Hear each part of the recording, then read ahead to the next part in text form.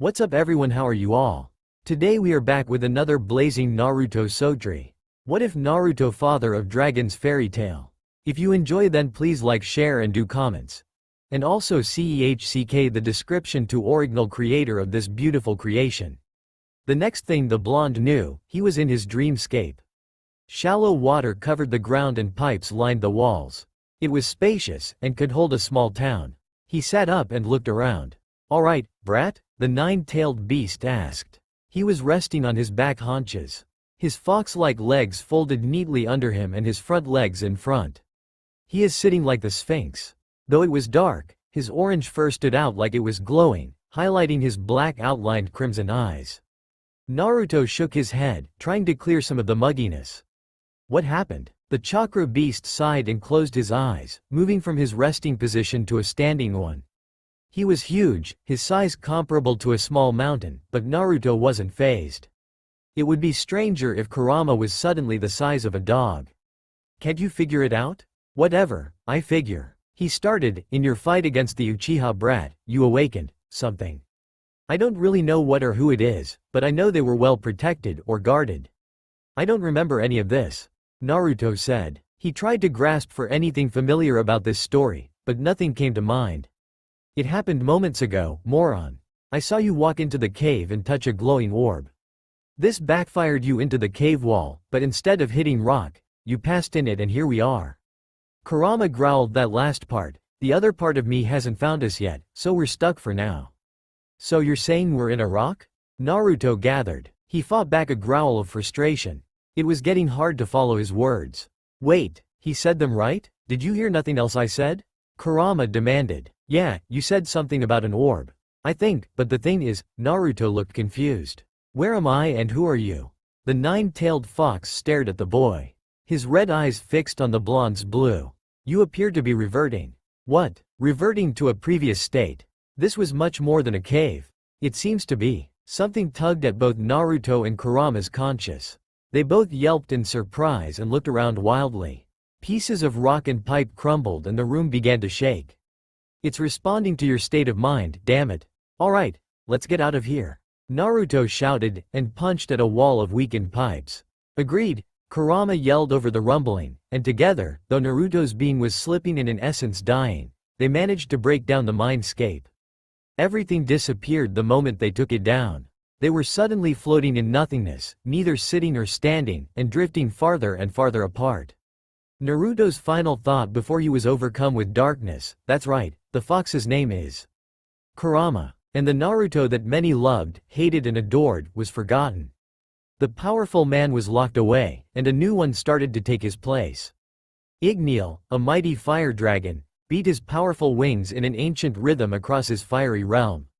Lava and rock buzzed past under him, and he relaxed his forearm to skim across a larger pool of molten rock. He let it sizzle against his scales and claws before moving back into the sky. Where does the lave come from? A light-haired 3-year-old asked.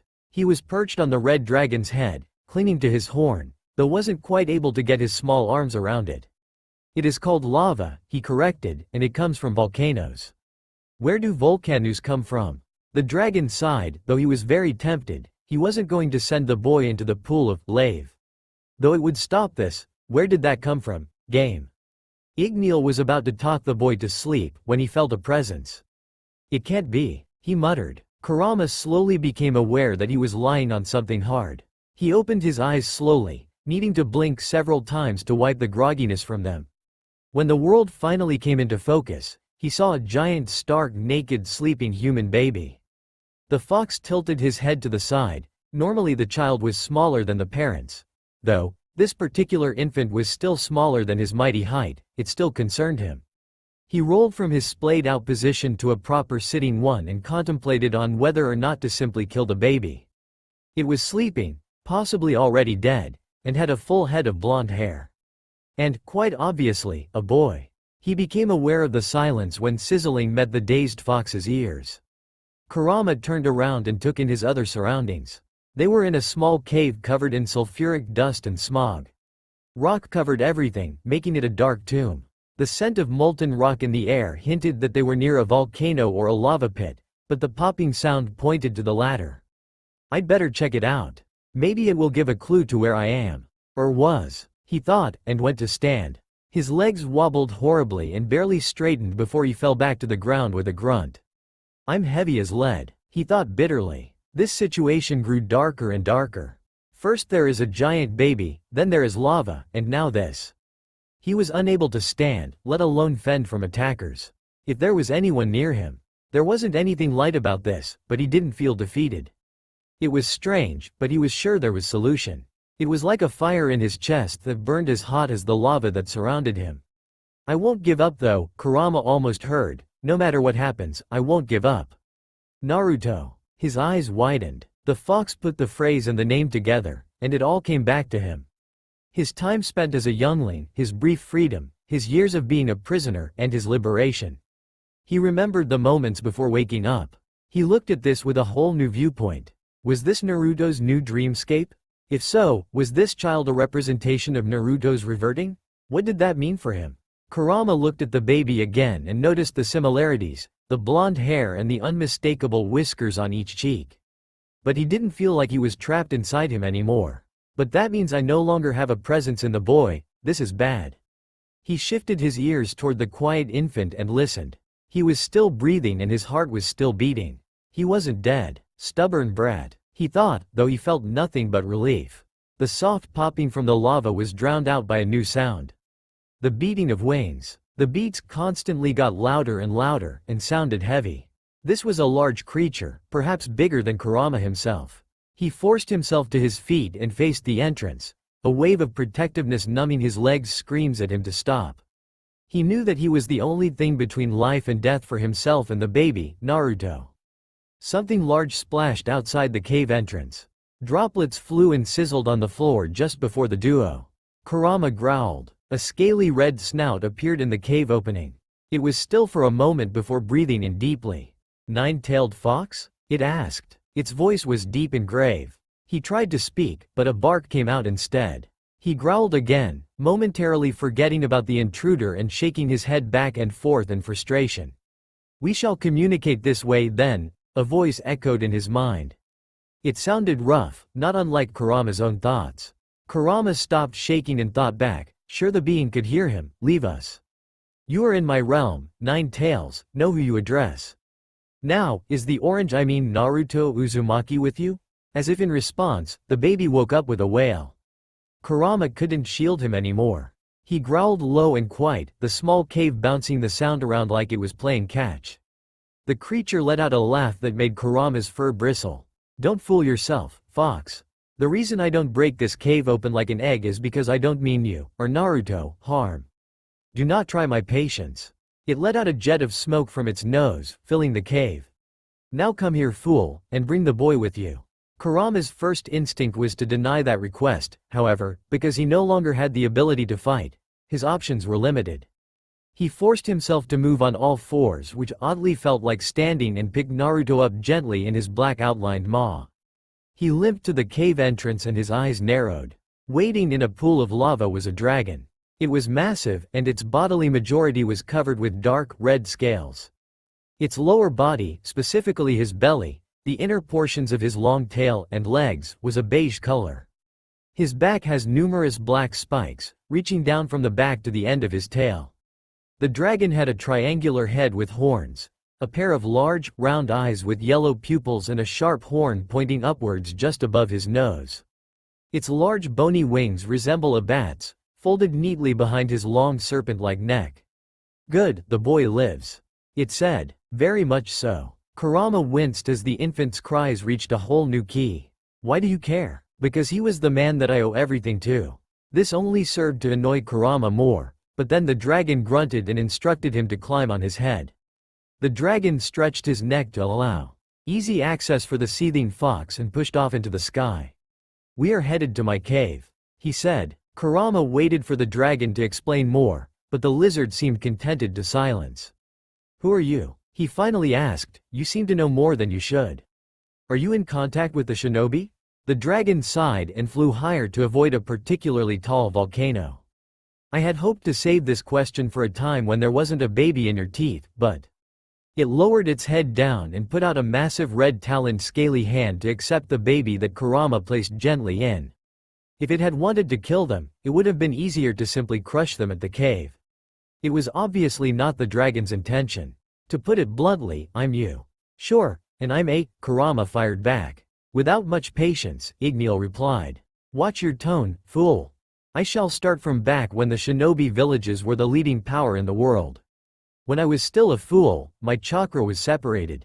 The majority of it was me, and the minority was you. When Naruto disappeared, so did the chakra within him.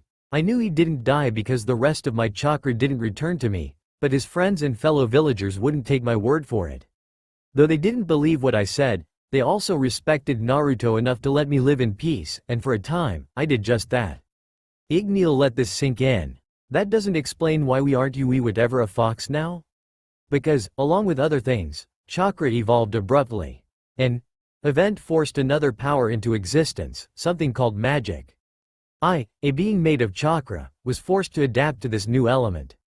I was no longer Kurama the nine-tailed fox. I no longer acted like Kurama, so in essence, Kurama died. I took on a new body, mind, and name. I am the great Dragneel, the king of Fire Dragon. But now that you have returned, Kurama lives, well. In a way, Kurama thought about that for a moment. It sounded crazy, absurd even, but he knew of one sure way to tell. If we truly used to be the same being, then tell me, what am I truly the embodiment of? It's not hate, by the way. Dragneel looked up as if he could see the fox, and told him. This washed away any doubt in Kurama's mind that the story that Dragneel told him was anything but the truth. Alright, I still don't buy that you are me, but you obviously know me very well. Or knew, but why am I outside of Naruto's body? My best guess? You seem to both revert. Dragneel knew that this was probably hard for a creature like Kurama to grasp. Someone who used doubt to survive. So I noticed. I am weaker, I can't speak. But that doesn't mean. Wait, he didn't grow into a giant baby, did he? Dragneel decided it was best to let him come to his own conclusions on this subject. I shrunk. Dragneel winced at how loudly Kurama thought this. And my hands? They are nothing but paws. I can't even speak and, don't tell me. No. I will not. No. Dragneel chuckled, you only have one tail's worth of chakra in a physical body. My sign of dominance, my pride, my tails, they are gone. I was the strongest of all of the beasts, and now I am comparable to a dog. Now Dragneel was all out laughing, making his shoulders and head bob. You find this amusing? $, and you. I can still beast bomb, the infuriated Vulpine roared. Dragneel snapped to serious very quickly. I would advise against using any chakra. The chakra that we used to know is repressed and isolated by this magic. It would take someone with extraordinary power to break that isolation and draw from it once more. Someone with more power than even I. Dragneel explained. You will learn to live with these changes in time. Who knows, perhaps you will evolve as well. I'm done with questions. Kurama stated, and let his tired limbs give out. Dragneel felt the fox lay down and sighed. Had he ever really been that carefree? To not have to worry about anything but himself and his siblings? Dragneel reflected a time he hadn't thought of in years. The time he spent as Kurama, the embodiment of hatred. He had been so angry. Angry at man, at his father, at his siblings, and above all, Naruto. No, he corrected, he hadn't been mad at Naruto. The loneliness that had followed Naruto's disappearance had shaped his future choices. He had sought companionship and camaraderie. He learned many things, much more than he had known he didn't know. So no, he couldn't have hated Naruto. But that all changed, like so many times before. Something happens, people die, and others grow to take their place. Only his siblings and memories remained constant throughout his years and years of life, but now he was isolated from them as well. His sensitive scales felt the baby squirm once more, and he pulled his reptilian eyes from the seemingly endless expanse of lava and rock to gaze at his clawed fist. He opened it just enough to catch a glimpse. The boy's arms and legs were slackened with relaxation, and his belly plump and round. The dragon closed his fist again so that the naked babe wouldn't get cold or feel the brunt force of the winds he rode. He turned his attention back to his course. Dragneel smiled, he was just as he remembered him. Whiskers and all. I owe the man you used to be much. He informed the infant, but you are no longer the man you were. Then he thought of something else he hadn't thought of in hundreds of years. How could he repay him? The answer was, he couldn't. That Naruto was gone, perhaps forever, and in his place was a baby with his features alone. His future was unwritten. He could end up the same or completely different. As Dragneel approached his and Natsu's home, it occurred to him. He could give this Naruto something that the old Naruto craved, a family. It couldn't make up for his old life, but it was a start. He slowed his flying and kicked his hind legs into the rock beneath him, causing the fox to unintentionally fly off his head. Aru! Kurama cursed in surprise, and flew into the rocky wall with a crash. He peeled slowly off the rock and landed in a heap on the rock floor. The noise woke a certain pink-haired boy. He yawned and waddled to the entrance, pausing when he heard a yelp under his foot. "What are you?" Igneel's eyes softened as his son stepped out of the cave, messy-haired and dragging around his blanket. "Kur Rof Gur." The fox spat at the 3-year-old. He took a threatening stance and Igneel's temper flared. He opened his mouth and let out a roar that shook the ground Kurama stood on. "Stand down, fool. This is my son," he boomed. Kurama glared up at the ferocious dragon and slowly lowered his eyes. But he didn't stop glaring. Natsu wasn't frightened, and instead raced to the fox yelling, "Let's fight." Snorting at the temporarily subdued kitsune, he adopted a much gentler tone. "Now is not the time. This is Red. He is going to be staying with us for a bit. Back to bed." "But daddy, I want to fight." The pink-haired boy pouted. He was short for a 3-year-old, but it was very obvious he was active. Hardly any baby fat remained. He was also wearing nothing but underwear, something Dragneel would have to fix when he got older. "I will not repeat myself. Now go to bed or we won't fight in the morning," Dragneel threatened, and the boy comprehended this and ran back inside. "You just repeated yourself." Kurama snickered. Rage shot through Dragneel. "Silence, fool." Dragneel snarled, flames sparking in his throat. Kurama humphed at the dragon's words, but didn't say anything else. Dragneel took a calming breath. "All right, what we do from here? What is with this Red? I know and understand the power of names. Kurama is the 9-tailed fox, you have 1 tail. If you wish to tell someone your real name, that's your business, but I will call you Red. So you have multiple personality disorder? Fine then." Dragneel bit back a retort. He understood himself far better than he thought and knew that this was as close to agreement as he was going to get. "I'll be stayin' here. No way will I abandon Naruto." Dragneel sighed. "Fine, but when you have no reason to stay, leave." Kurama raised the equivalent of an eyebrow at the dragon. "Looks like we haven't changed much." Dragneel snorted. "You are the last creature I would pity." Kurama's crimson eyes gleamed with malice. "Good. And the boy? Raising him is how I shall honor Uzumaki. But this child is no longer the Naruto you and I knew." The dragon informed. "I refuse to accept he is gone." "Fool, this child will be completely different. He will not be lonely, and he won't be judged on anything but his accomplishments. He will grow up with a family. I will teach him everything I can before. And Natsu would love a brother. I will not carry that expectation over Naruto." Dragneel's head. Dragneel stated, and with one final snort at Kurama, he carried the infant into the cave. Kurama knew he wasn't invited inside. The touchy dragon was still fuming about his comment on parenting. He would have to watch what he said. Or thought. "I am reduced to this state. Naruto is gone. Chakra is nowhere to be sensed, and I have to spend an X amount of time in a hot and smelly land with a hot-headed dragon. Or multiple dragons in one body. Sleep seemed to be the best course of action." Meanwhile, in the cave. "I'm sleeping," Natsu called out, hoping to appease his surrogate father. Fighting was a game that he wanted to play. "Then wake up, my boy." Dragneel chuckled. "Okay." The 3-year-old happily sat up in his bed and made his way toward Dragneel. "I want you to be really quiet, there is someone I want you to meet." "Okay," Natsu screamed and clapped his small hands in excitement. Dragneel sighed as Naruto woke up.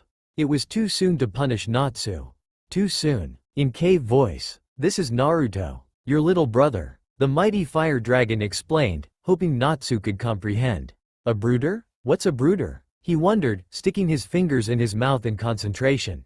Dragneel explained it in the simplest way he knew. "He is going to be my son. So now I have 2 sons. You and Naruto. You two can play together someday, but he is too small now." Quote. The little toddler broke out in a wide toothy grin. "A brooder? Yay. Hello Nuto. You are going to be my brooder. He jumped out of bed and waddled over to his adoptive father's outstretched claw. Naruto didn't object, so Natsu scooped him up like one would hold a teddy bear and stormed over to his makeshift bed. Naruto's wails ceased when Natsu tucked him in next to him and let the blonde use his arm as a pillow. "Good night, my slayers." Dragneel cooed and curled up behind so his head was next to them. He watched Kurama from beyond the cave entrance with narrowed eyes, daring him to comment, but the fox seemed to know his place. Content. Dragneel let his eyes fall shut. "Dad, where do brooders come from?" "Caves Natsu, special caves." 5 years later. A child, who couldn't be older than 6, laid on the floor. He stared up at the dark ceiling illuminated by small fires and lava streams that lined the walls and floor. Stalagmites made of dripping lava jutted out frequently on the ceiling about 30 feet up, made for perfect targets. The blonde, in nothing but black shorts and dirty socks, took in a deep breath. He focused his energy in the back of his throat and, nothing. A jet of orange flames was supposed to erupt from his mouth, but he couldn't seem to do it. No matter how many different ways he thought about it or tried, it was always nothing. "Damn it," he whispered. His father had just taught him how to breath fire, a treat because Naruto had been good. Then his draconian father told him to go off and practice. He could do it when his dad or brother lent him some fire, but he couldn't make any on his own. Finally, both he and his surrogate father needing a break, Dragneel called Natsu over to train. "I wonder what he's learning," he mused. Naruto sat up and leaned on his arms lazily. His blue eyes fell on the fox perched on a nearby stone. "What do you think, Red? Is Natsu gonna show me up with some crazy cool move?" asked Naruto, pouting. Red merely stood up and trotted over to the boy. Naruto rose to meet him, the boy and fox stopping a few steps away. Naruto stood just under shoulder height of the red-eyed fox, barely under his chin. Red, with a knowing gleam, jumped at Naruto. Instead of retreating in fear, the boy beamed at the fox and jumped to him as well. In less than a second, Naruto jumped over Red and turned midair so that they were facing the same direction. Then he threw his legs down so that he was firmly on Red's snout. The fox growled and threw his nose up, sending Naruto the extra few feet to his back as they landed on the ground. Naruto didn't waste time grabbing on with his hands and tightened his knees as the kitsune took off. The speed Red gained plastered his fur to his flank and Naruto's unkempt hair back. They went on a course they knew well, as Kurama had been using Naruto's weight as strength training for a year now. Along the cave wall and out around the lava pool, the course was dotted with jumps and quick turns, making Red think about his every move. At first, the fox couldn't go faster than a trot without Naruto falling off, but with more practice, and lots of fur being torn off, Naruto could hang on for any speed. "I'm going to try my new move," Naruto yelled over the wind. This run didn't just benefit Kurama, it also allowed for Naruto to practice his aim and balance. While he didn't know any big moves yet, he could still throw punches and small fireballs a good distance away. Red responded by slowing down and evening out his pace, making Naruto's ride less bumpy. Naruto picked out a section of wall and took a deep breath. He then let it out, but only smoke and a flicker of flame showed. Naruto grinned from ear to ear and let out a whoop of excitement. "Do it again," the fox instructed. "It was supposed to be fire." Naruto grumbled, but at least it was something. Naruto and Dragneel were the only ones who could hear Red, leaving a frustrated Natsu trying to hear him too. "Think Naruto. Just picture the energy circling around in you, and all of it converging on the one spot you wish to unleash it." Naruto blanked after energy. He mumbled. "Moron. Okay, think of fire going round and round. Then, the magic fire wheel flies to your mouth and makes things go boom." "Okay, I'll try it," he enthusiastically yelled. He did as Red told him, and thought of fire swirling round and round in him. When the circle got fast enough he let it out and foosh. He blew a jet of blue energy in front of them and at the ground. It crackled as it made contact, startling the young slayer enough to lose focus. The beam of energy made a billow of dust and debris when it hit. The orange fox veered to the right to avoid getting caught in the surprisingly powerful attack. "Did you see that? I did it," Naruto cheered. Red could only gape at the crater the attack left behind. It was nothing compared to the divots Naruto Uzumaki used to create, but it was impressive. "Why didn't you just do that earlier?"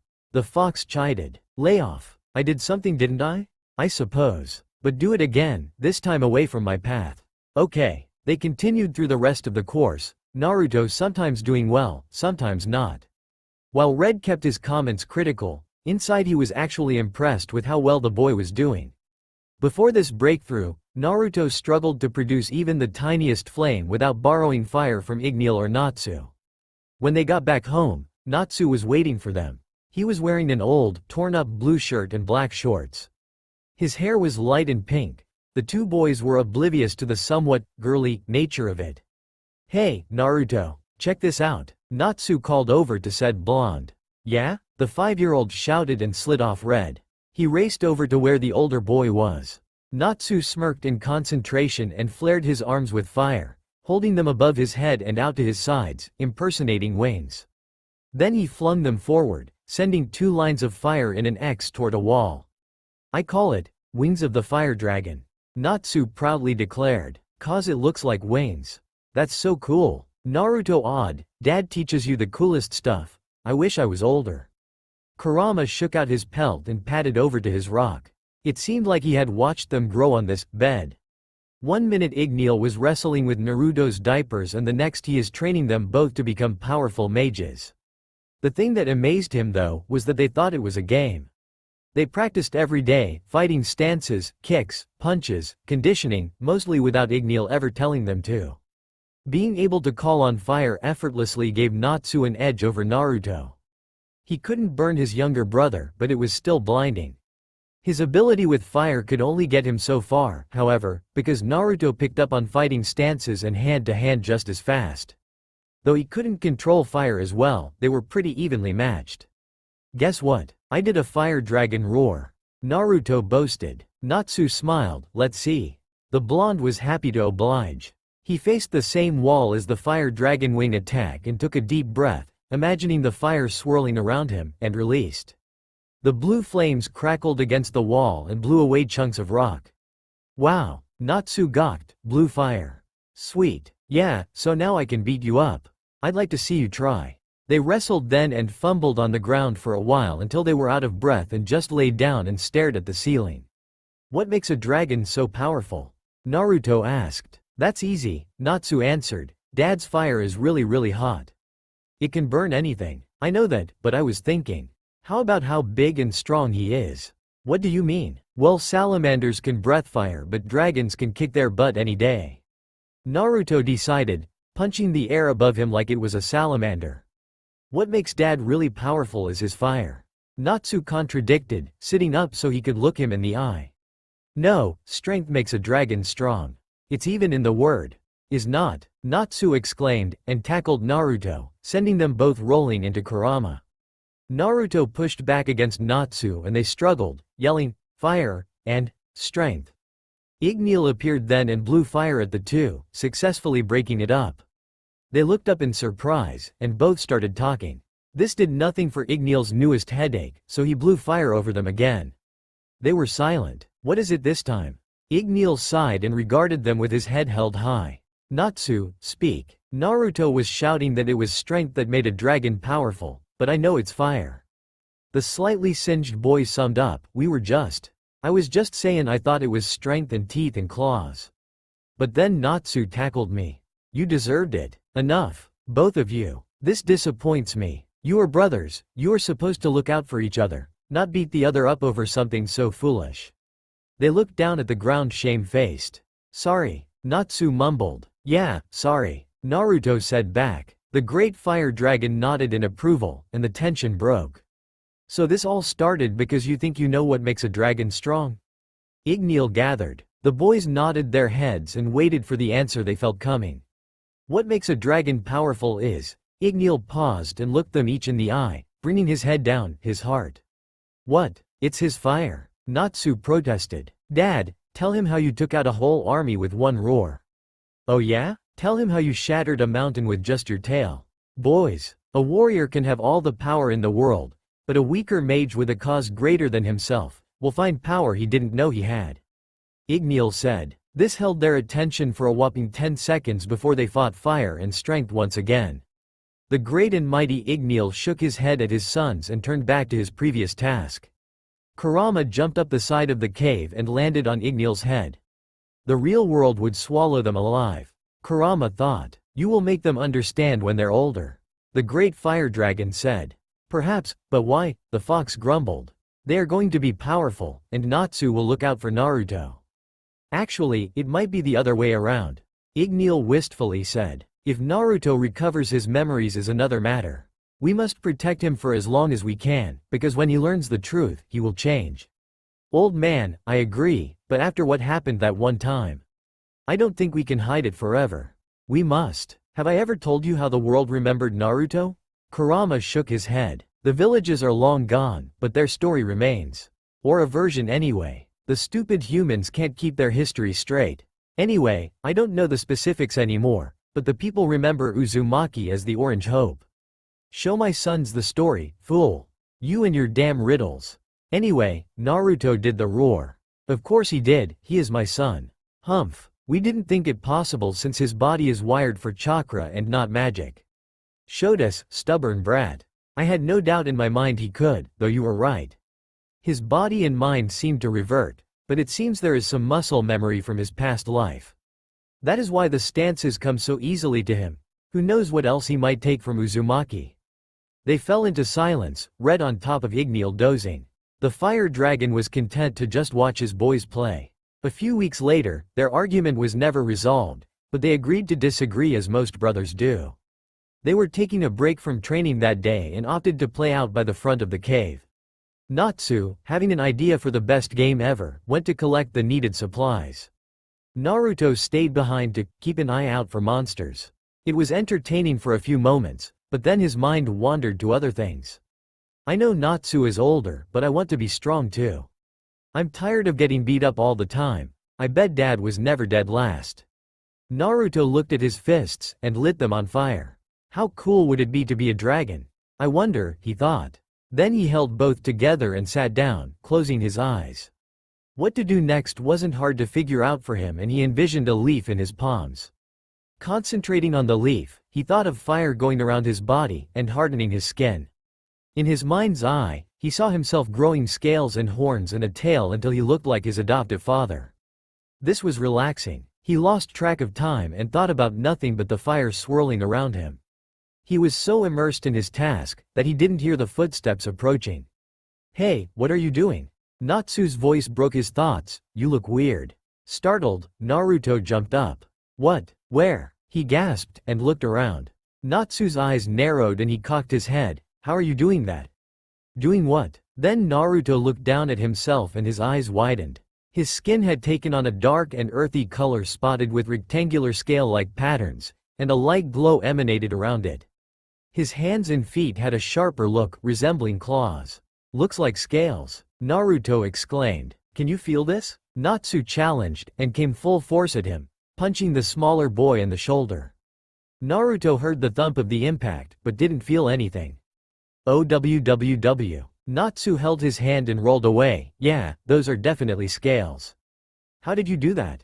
I just imagined a leaf, and me looking like Dad. Naruto explained, looking at his arms and legs again in wonder. He still had his plain white shirt, black pants, and socks looking the same, so it probably replaced his skin. You don't really look like a dragon, but you do have scales. Natsu scratched his head. I know. Call it armor of the fire dragon. Yeah, armor of the fire dragon. But wait, Naruto stopped dead in his tracks. His mouth made an O and his eyes got wide. Crap, what if I'm stuck like this? What do I do? What do I do? Naruto begged his older brother. Don't look at me, you did it. Natsu said, unconcerned. He shoved his brother's pleading fists from his shorts. Dad? Naruto screamed, and rushed back to their cave, giving up on his brother's knowledge. Natsu laughed and turned back to his project. When Naruto got to the cave, he looked around frantically, but didn't see his father. I did this, and I don't know how to undo it. Naruto screamed as he spotted Red instead and ran up to him. Red fixed Naruto with a hard look, holding the boy's eyes. He looked him up and down, then he returned to his eyes. The orange fox swayed his head back and forth hypnotically. Naruto followed the fox's movements and eventually swayed with him. Back and forth, back and forth. Red tilted his ears with the direction of his head sways, and Naruto's skin slowly went back to normal. Naruto, where are ya? I want to play the game. Oh, there you are, come on. The older boy wandered in boredom. Naruto, however, kept swaying back and forth even after the kitsune had trotted back to his rock, having completed his duty. Natsu took the opportunity to tackle Naruto to the ground and give him a noogie. Wake up, I want to play a cool game. The scarf-wearing boy screamed in his brother's ear. What game? Naruto asked, snapping out of the hypnosis and rubbing his head. Mages and dragons, Natsu said and got off of his brother. Naruto shook his head. I don't want to be a mage. Can I be the dragon? Natsu frowned and imitated a lower voice. Fine, but you'll have to kill me first. There was a moment of silence between the two before they burst out giggling. It was a part of a bedtime story that Dragneel would tell, and their favorite. Mages and dragons. The two laughed and bounded away, Naruto showing Natsu how he did armor of the dragon, and trying to teach him, while Natsu was convincing him to play his game. I doubt you could do it anyway, brat. Naruto uses an old magic and he doesn't even know it himself. Kyuubi thought with amusement, and laid his head back down. Not that he was tired, it was just habit. How cool would it be to have a fire sword? Naruto dreamed. Then it would be a full set. And what is a sword? Natsu indulged, giving up on trying to deter the blonde's attention. A pointy stick that is so sharp, it can cut through anything. Like this. Naruto mimicked a sword by wielding his arm and slashing it through the air. Like this? Natsu smirked, and crashed forward at Naruto with his right forearm on fire and knocking the blonde to the ground. Fire Dragon's sword, Natsu cried, and laughed. Naruto rubbed his head and glared at his brother, preparing a retort when. Boys, come here, Dragneel called, and the two raced to find the dragon. Sleep time? Natsu yawned, already getting in his bed. Can we hear the mage and the dragon? Naruto begged, following Natsu. With a chuckle, Dragneel shook his head. No, tonight I tell you a new story. He waited until they were comfortably tucked in before beginning. One day, a salamander came out of his den. As any other, this salamander's maw let out jets of steam and fire. This fire turned all that it touched to ash, all except the mighty Dragneel and any bug that was unfortunate enough to cross his path. Now, as it is with flies, they live short and unimportant lives. They do nothing but fly around the heads of other creatures and bother them with their noise and tickling with their feet. As the salamander came out of the bushes, he saw a horde of these flies. Finding them to be a nuisance, he was about to blow them to dust, when a glowing bug stood in his path. Intrigued, he quelled the flames and allowed the glowing bug to approach. Who are you to stand in my path? Don't you know who I am, and what I can do to you? The salamander bellowed, and blew into the air to prove his point. I just want to protect them no matter how much pain befalls me. The firefly yelled, and charged at the fire breather. This amused the salamander greatly, and let the glowing fly batter him away for a moment, but then grew tired of this and blew his fiery breath. The glowing bug would not burn, however, and continued to tickle his nose and buzz in his ears until the salamander went away. The flies were no more aware of his heroics than before, and continued to be flies, but the glowing bug never left their side. As Dragneel finished his story, his boys were long asleep. Perhaps, as all storytellers hope, his meaning would take hold. But it was more believable that he would use this story again to get them asleep so that he could enjoy quiet, yes. Months later, Dragneel, the one and only, opened his yellow eyes to a new day. The cave was quiet, read out for his morning run and the boys taking full advantage of their new beds. He looked down at them with a small draconian smile. Naruto was sprawled out, arms and legs going every which way, and Natsu curled on his side trying to take up little room, used to his brother's sleeping habits. They were peaceful, too peaceful for a dragon's liking. Their father snorted smoke at them and successfully woke up his slayers. Dad, Naruto whined. He rolled over and attempted to hide under his pillow. You remember what today is, right? Natsu yawned and wiped the sleep from his eyes. He sat up on the edge of his bed. Naruto thought drowsily a moment, then a smile broke out. He took off the pillow and looked up at Dragneel and asked, Is it today? Yes, my boy, it is. The fire dragon chuckled. Naruto jumped of the bed and unintentionally kicked Natsu's head.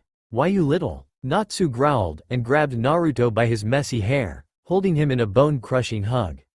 Doesn't hurt my back at all, Naruto managed to say over Natsu's evil chuckles.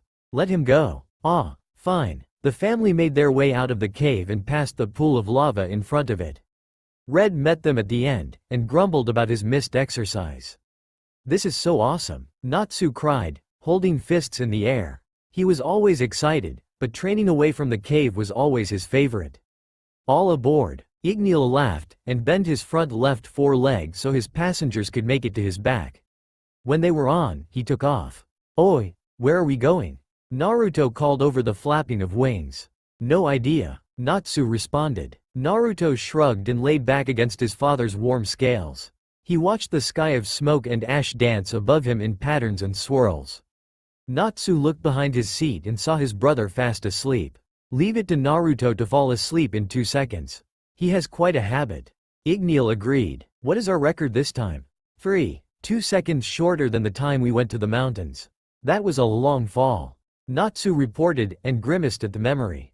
Dragneel grunted his agreement and started their slow descent. What's the lesson today? Patience, my boy. You will see soon enough. Natsu groaned in boredom and shifted his attention to Red. Hey, wanna play? He challenged. Red kept sleeping. You never wanna play with me. All you ever do is run or give rides to Naruto.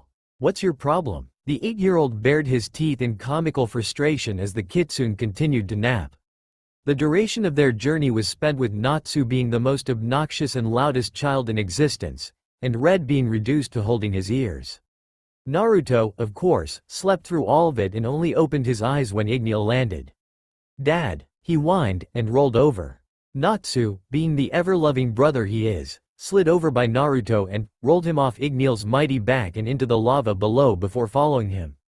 Dragneel let them splash each other and play in the shallow molten hot lava and turned to get today's lesson in wielding fire set up.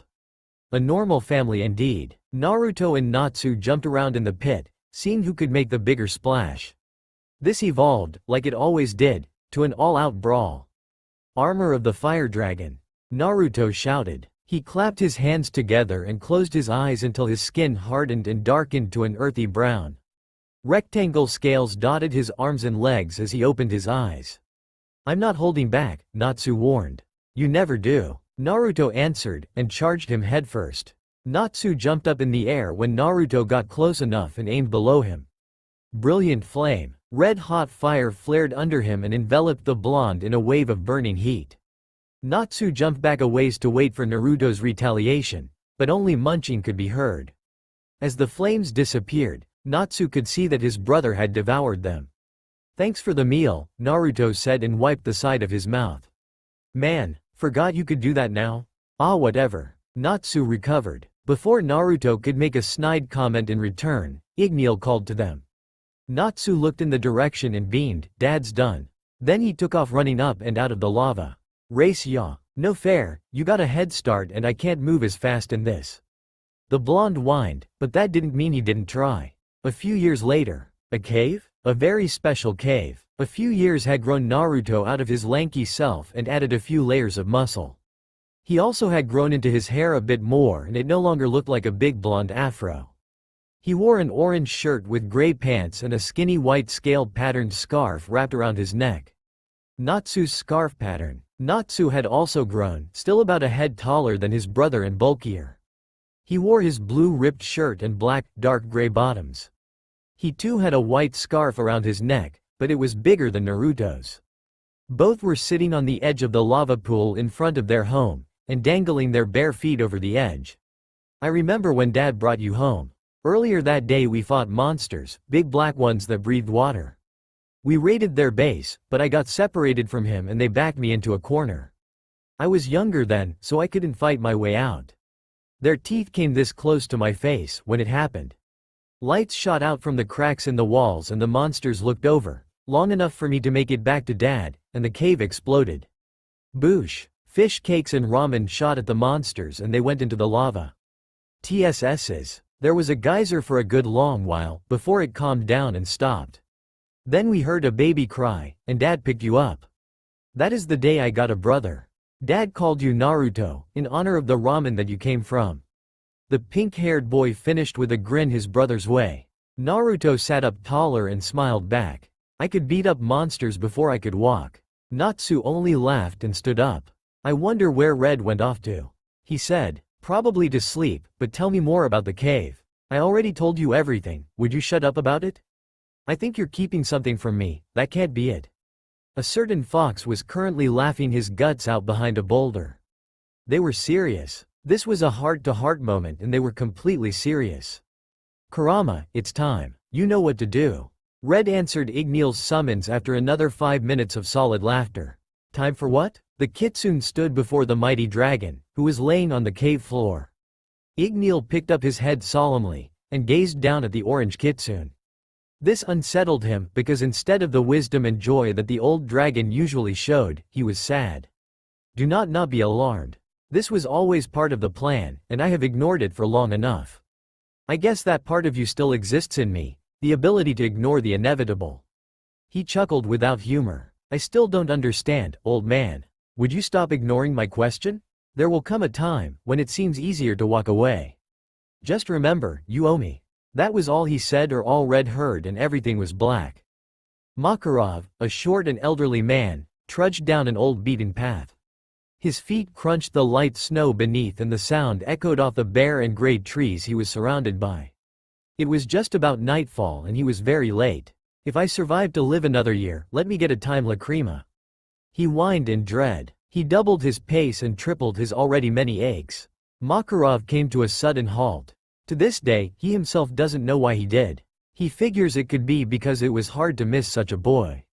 With his shorts and bare feet in the dead of winter, or the forlorn look on his face. But the more probable reason was because he was looking for an excuse for his tardiness. Ho there, lad, didn't mean to run you over. He smiled kindly at the boy. The boy, who looked to be travel-weary, slowly looked at the man. You're short, was the brilliant statement, and Makarov forced a smile. I suppose I am. Cold day to be without shoes. The old mage observed, barely holding back the whack he wanted to dish out. Said boy looked puzzled, is it normal to wear shoes? Dad said. He trailed off sadly and looked away. It all depends on who you talk to I suppose, Makarov smoothly covered. Where are you headed? He shrugged. Are you with somebody? Where is your family? My brother is with Red. They went to find he struggled with the word, town. He finally said shyly. He was subdued but not hostile. Makarov could tell the boy wasn't frightened of him, just thinking very deeply about something else. But he was so young. Makarov was concerned now, this boy couldn't be older than 7. What kind of responsible adult would let a child like this wander about? Ones that hoped to heaven they wouldn't meet him. Well, why don't I wait for them with you? I'm Makarov, what's your name? It is proper to educate to say your own name before asking someone else's. The boy recited after a moment, and a small proud smile followed when Makarov nodded. And your name is? Oh, right, I am Naruto Dragneel. Pleases to meet you. It's, oh, never mind. Makarov overlooked the grammar mistake, sensing that the boy hadn't introduced himself much. Ah, I totally forgot. Naruto whined. I was supposed to ask anyone who came down this road if they knew if there was a tea town nearby. They wouldn't let me come with them cause I was too slow. But I've been practicing. Wanna see? He tentatively offered and beamed when Makarov nodded. The blonde ran in circles around the short master, talking about how he was going to do this and that when he saw his brother and this, Red. Makarov couldn't help but smile when planning turned to gloating and parading through the snow. Minutes turned to an hour, and Makarov could feel the cold seeping through his clothes. He shivered and pulled his white cloak around his shoulders tighter. Hey, are you okay? Naruto asked, pausing in his story about the salamander and the fly. Just getting a chill. Aren't you cold? No. Dad said that there was a fire in my belly. Naruto giggled and rubbed his stomach. Is that so? You are an odd one. I am not. He bristled. I don't mean it as an insult. You would fit right in my guild. Naruto, relaxed that he wasn't insulted, became the curious boy he was. What's a guild? Well, a broad definition is a place where mages can go to get jobs. I like to think it's more like a family though. The old mage explained, and took a seat in the middle of the road, pulling the cloak tighter. There's other mages? Dad never said, I'm a mage. Wanna see? Makarov's eyes opened in mild surprise. You? But you are so young. Just watch me. Naruto stepped back and faced away from their little spot, taking a deep breath. Fire dragon. Roar. He shouted, and a brilliant jet of blue flames erupted from his mouth and scorched the line of trees. See, I told you I can do magic, he said proudly, his thin little face in a wide grin. Makarov, on the other hand, was speechless. Was that Dragon Slayer magic? He inquired in a more serious voice. The little blonde contemplated this, then shrugged and took his seat. It's my magic. Makarov calmed down a little. Perhaps this was just reminiscent of years past. Besides, if this boy had seen a dragon, he surely would have said something by now. Naruto looked up suddenly. Here they come. I hope they didn't have any fun. He hid his relief with that last statement, which amused Makarov greatly. The old mage turned the direction Naruto was looking, but didn't see more than pink hair before he was blown over and pinned by some invisible force. He grunted in surprise, but suppressed his instinct to release his magical energy and thunder down his wrath upon the newcomer. Naruto, who is he? The pink-haired boy demanded. Get off him, Red. That's Makarov and he's nice. The blonde growled and attacked the air above the shorter man. He tried to push it off, but it seemed too strong or too heavy. So, it wasn't the other boy who attacked him. Then there must be a third person here, one big enough to restrain his weight lifted off him slowly, as if it was threatening him. Natsu stalked forward and helped Makarov to his feet. Wow, you weren't joking, he is short. Hi, I'm Natsu Dragneel. Have you seen a dragon by the name of Igneel? Makarov held in his shock. It was true, these boys were dragon slayers. There haven't been dragons in Fantasia for hundreds of years, was all he could say. Makarov watched the boy closely, trying to gauge his reaction, but the older boy's pale face remained just as determined as before. Well, thanks anyway. Come on, Naruto, we're going to find a town, then we're going to find Igneel. He barked. He turned to the line of barren trees. Red nudged the little blonde in the same direction, but he stayed in place. Naruto looked like he was about to say something when Makarov spoke. Wait just a moment. The authority in Makarov's voice made Natsu stop. Think about it. I told you there haven't been dragons here for centuries. What do you plan to? Now it was Naruto's turn to speak, and he spoke with a wisdom beyond his years. It doesn't matter. The blonde looked directly into the old man's eyes. It has been nice talking to you, Gramps. I really had fun, but we have to go. He looked determined, but there was an undertone of disappointment. He didn't want to say goodbye to this man. He felt lost without Igneel around. Even though he knew Red would watch out for them, he felt like his brother and him were constantly in danger. Without the safe feeling of being with their father, he didn't know what to do. It terrified him. Even if it was only for a few short hours, this Makarov had made Naruto feel at ease again, different than Igneel had, but similar. No, I can't in good conscience let two boys go into the world alone. We can take care of ourselves, Natsu said defensively, still turned the other way. Naruto looked up at his brother. If Natsu didn't think it was a good idea, then Naruto would trade that feeling for him. He wouldn't lose any more family. He would go where Natsu and Red went. Makarov shook his head. Do you have anywhere to go? This made the pink-haired boy pause. Anywhere to sleep? Somewhere warm to laugh and play? Food on the table? No? Then as master, I hereby invite you to join the Fairy Tale Guild. Natsu looked at the little man, then at Red. Natsu nodded and a look of understanding passed between them. Then they turned their attention to the third being in their party, and then back to Makarov. Well? Makarov prodded. Natsu took a second before answering. Will there be a town there? You can ask around and look for your dragon as much as you want. All I am offering is a home base. Now come on. He turned back to the road and started the long trek back to Magnolia. I guess we can check it out. Red's coming too, Naruto informed, moving to follow Makarov. He couldn't hide the excitement on his face. Are you sure this is a good idea? We hardly even know this man. Red yelled into Naruto's head. I swear. I leave alone for an hour and you send us to a guild. Naruto shrugged. Makarov saw this motion and raised an eyebrow. Hey, I found something weird about Red, Natsu said thoughtfully. Whenever we found someone, they couldn't see him. Even if I pointed him out. Were you hiding? Naruto sneered. The boy looked to his right. Some kind of communication seemed to happen between him and another. That's a big word. No, I don't think so. I bet you were hiding like a scared bat. Oh, cat? Who is this Red? Makarov asked Natsu. You can't see him either, huh? He's a mean old fox. He never gives me a ride, even if I hurt my toe.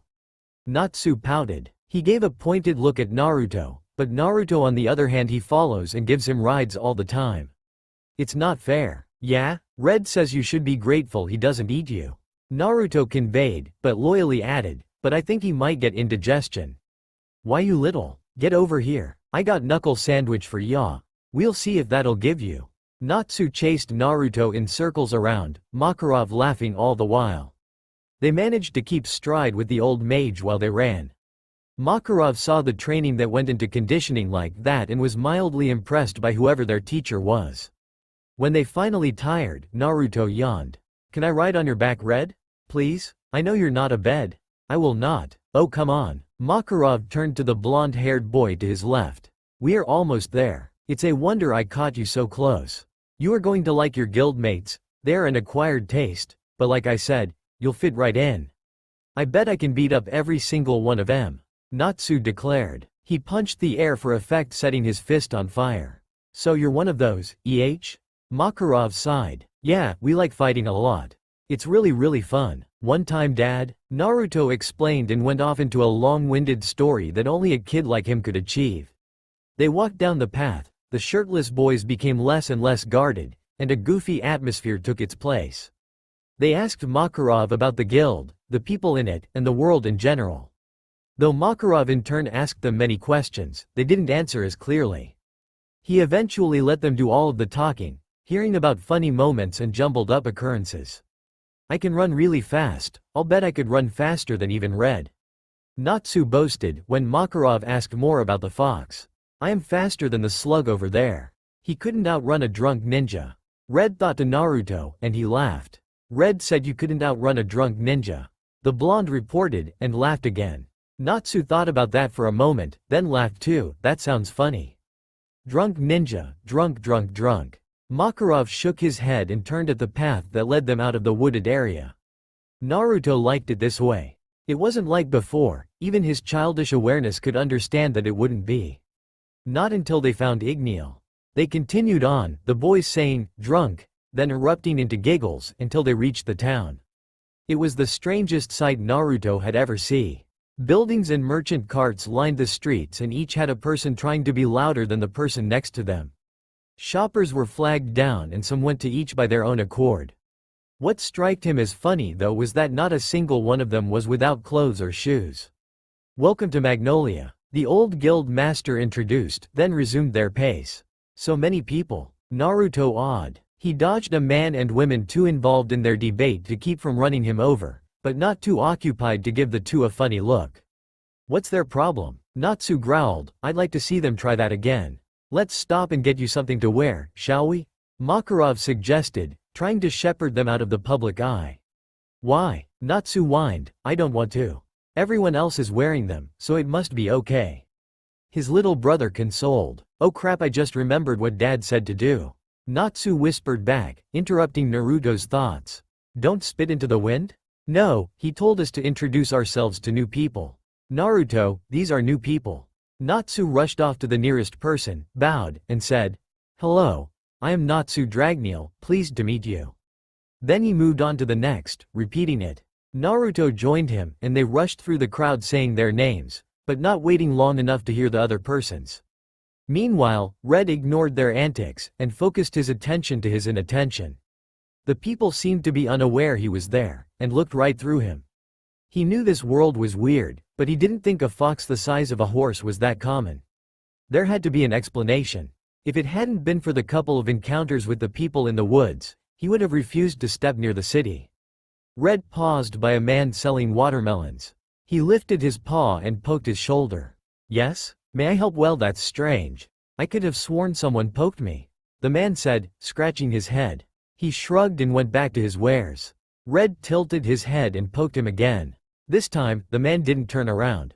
The kitsune saw this as a challenge. Yes? Okay. One time I can forget, but three? Out with it, show yourself. Hello. My name is Naruto Dragneel, pleased to.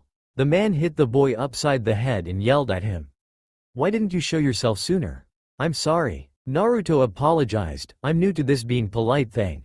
Next time, don't mess with me or I'll show you what's what. I'm sorry. Naruto bowed, then returned to Makarov. Here we are, you two were awfully quiet. He observed, turning around. The two were out of breath and panting. Makarov shrugged and opened the shop door. Red can't fit through there, Naruto protested. Tell Red to wait outside then. Makarov impatiently replied. He doesn't want to. He wants me to stick by him. Naruto, I am your guild master. Why would I show you my hometown, buy you clothes, and take the time to walk with you if I wanted to bring you harm? I think he's right. Naruto shrugged at the fox, then entered the small shop. Welcome, welcome, welcome. You came to the right place. Please tell me if you need any help. A cheery man beamed at them from behind his desk. It was a small but bright place. Cloths overstocked the walls and shelves. Various accessories were on display and shoes had an area to themselves. Wow, how did you get all this? Natsu awed, making his way to the first shelf. We get imports, random travelers, and various locals who trade with us. See anything you fancy? The shopkeeper made his way out from behind his desk and stood next to the enthusiastic shopper. Natsu nodded and pointed to a specific outfit. While Natsu roamed about the store with the shopkeeper, Naruto looked around unimpressed. To appease Makarov, however, he fingered through a rack. Check me out, the eldest dragon slayer called after a while. He'd chosen a red overcoat with a yellow belt and tan pants. His scarf was ever present around his neck. Naruto sighed and continued to look through the items. This is boring. I'll help y'all out. How about these? That's the same as yours. Nah, I'll have to go with this. Naruto pulled out a black shirt with a circle of fire in the middle and orange shorts. That's so plain. You need something spunky. The salesman prodded. The boy gets what he wants, Makarov interjected, and if that is what he wants, that is what he gets. Why yes sir. Alright, I'll check you out over here. Wow, so this is the guild? Natsu and Naruto stood in front of the colorful guild hall. Their mouths were open and, like much else that day, the size of it amazed them. They grinned. Yup, this is fairy tale. Come on, let's introduce you to everyone. He led the way inside and through the crowd of people. He stopped at a bar table and pulled out a weirdly shaped stamp. This is our guild mark, it shows people whose guild you belong to. Where do you want it? Get it on your. Shut up Red, I'll have it on my shoulder. Natsu finally decided, and stood still as Makarov did just that. It's red, Naruto commented. How about you? The blonde stared at the stamp. Here. He pointed at his shoulder, following Natsu's example. That's that. Now, go introduce yourselves to your new guildmates. Makarov nodded to Natsu and left them to their own devices. How come mine's not red? The blonde boy whined. It's orange. Hey, what about foolish Red? Does he get one too? Natsu asked, then rubbed his head when the fox smacked him with his clawed paw. Natsu? Naruto asked, what do we do now? His brother offered him a small smile, then stood up on the table and took his fighting position. Listen up, I'm Natsu Dragneel, who wants to fight me? He yelled, causing the people in the room to stare with mild interest. Pipe down over there. Natsu swerved his attention to the boy who accepted the challenge. He was wearing no shirt and had blue spiky hair. You don't look that tough, I was hoping for a challenge, but I guess you'll do. The pyro remarked, and jumped down from the table and came nose to nose with the other boy. You're the one who's not going to be much of a challenge. He retorted. This made the dragon slayer's blood boil, and he threw the first punch. The shirtless one answered, but just as the fists were going to collide, a girl clad in armor held them in midair. Cut it out, guild mates shouldn't fight each other. She scolded, it is the enemy who waits in the shadows you should concern yourselves with. Whatever. The blue-haired boy grumbled. He was wise. You don't scare me. Natsu growled and ripped his hand out of her grasp. Squaring his shoulders, he faced her. She didn't look that scary, he decided. She had long red hair pulled back in a bun. Her shiny armor looked tough, but he was sure he could burn through it. Oh? She responded quietly. This made the other boy squirm, and he got out of the danger zone. Hi, I'm Naruto Dragneel.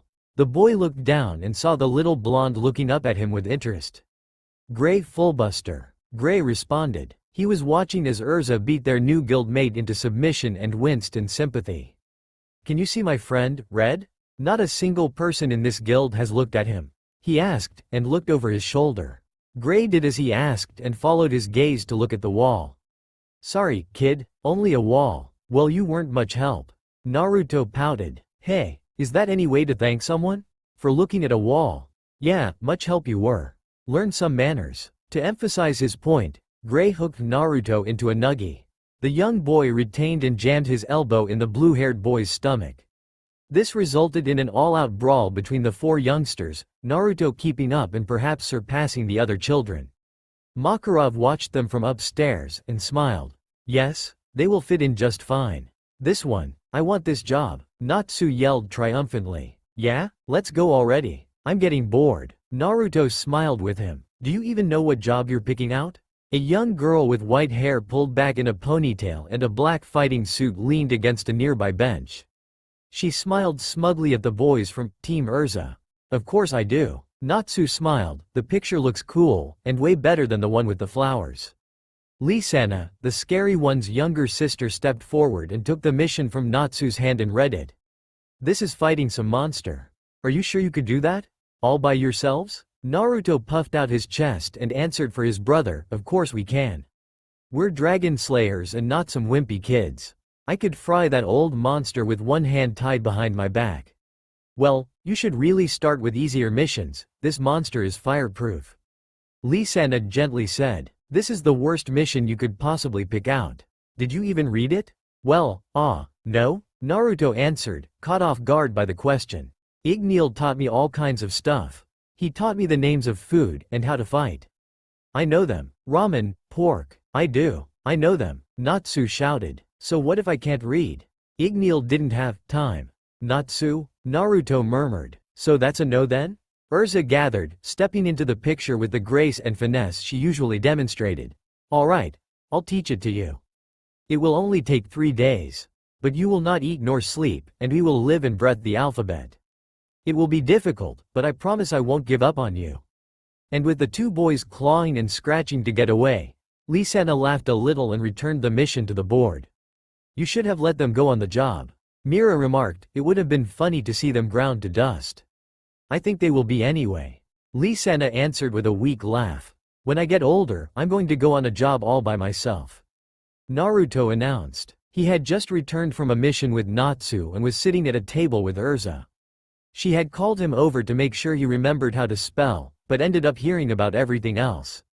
Yeah, everyone always treats me like I'm a little kid. Always laughing at me and rubbing my head. If I went on a real job all by myself, then they would treat me like I'm older, right? He figured. The scarlet-haired girl shook her head in amusement. Why is being treated older so important? Naruto thought about that. Well, he started. Urza prepared herself for another long-winded story, but when Naruto spoke, it was about something she didn't expect. Dad got to teach Natsu more stuff. He was always better than me at magic, and whenever we fought he would always win. Dad said things in a way I never got, but when Red explained it, it made sense. Red's cool, but he's here now and Dad. I guess I want to get it like Natsu did. He sighed and looked out the window. Urza gave Naruto an odd look. She got it. He wanted to have longer with his father, and being older would mean he would have had that. She stood up and walked to the other side of their little table. She gave the boy a gentle smile and pulled him into a hug. His head banged against her armor loudly, but he closed his eyes. He leaned into her shoulder and she put her head on top of his in a sisterly way. Natsu walked over to them curiously, but was unable to ask a question before Urza pulled him into her embrace as well. Hey, he protested, but was soon released along with Naruto. What was that all about? He shouted. Nothing. Naruto answered, his head turned away to hide his tears. He quickly wiped them away before turning to Natsu. Well, are we going to spend that food money or what? I'm starving. And with that, he turned to the bar. Natsu watched his brother for a moment before looking at Urza, who was smiling at the blonde. What was that all about? He repeated, getting suspicious and crossing his arms. Nothing, Urza said, and walked over to where Gray was and handed him his clothes with a pointed look. Natsu felt like he was missing something, but Naruto's calls for food distracted him and he went over. The steel train screeched to halt. Its passengers looked relieved to escape the now hot and uncomfortable train car, but one passenger in particular was ready to kiss the ground in joy.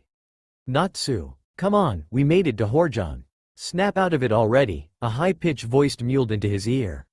Natsu looked from his spot on the wooden floor at the blue cat with a green backpack when a fresh wave of nausea hit him and the ground was suddenly his best friend. Is your friend alright? A conductor asked. Happy was ready to respond when someone interrupted. I got him. Natsu groaned on the inside.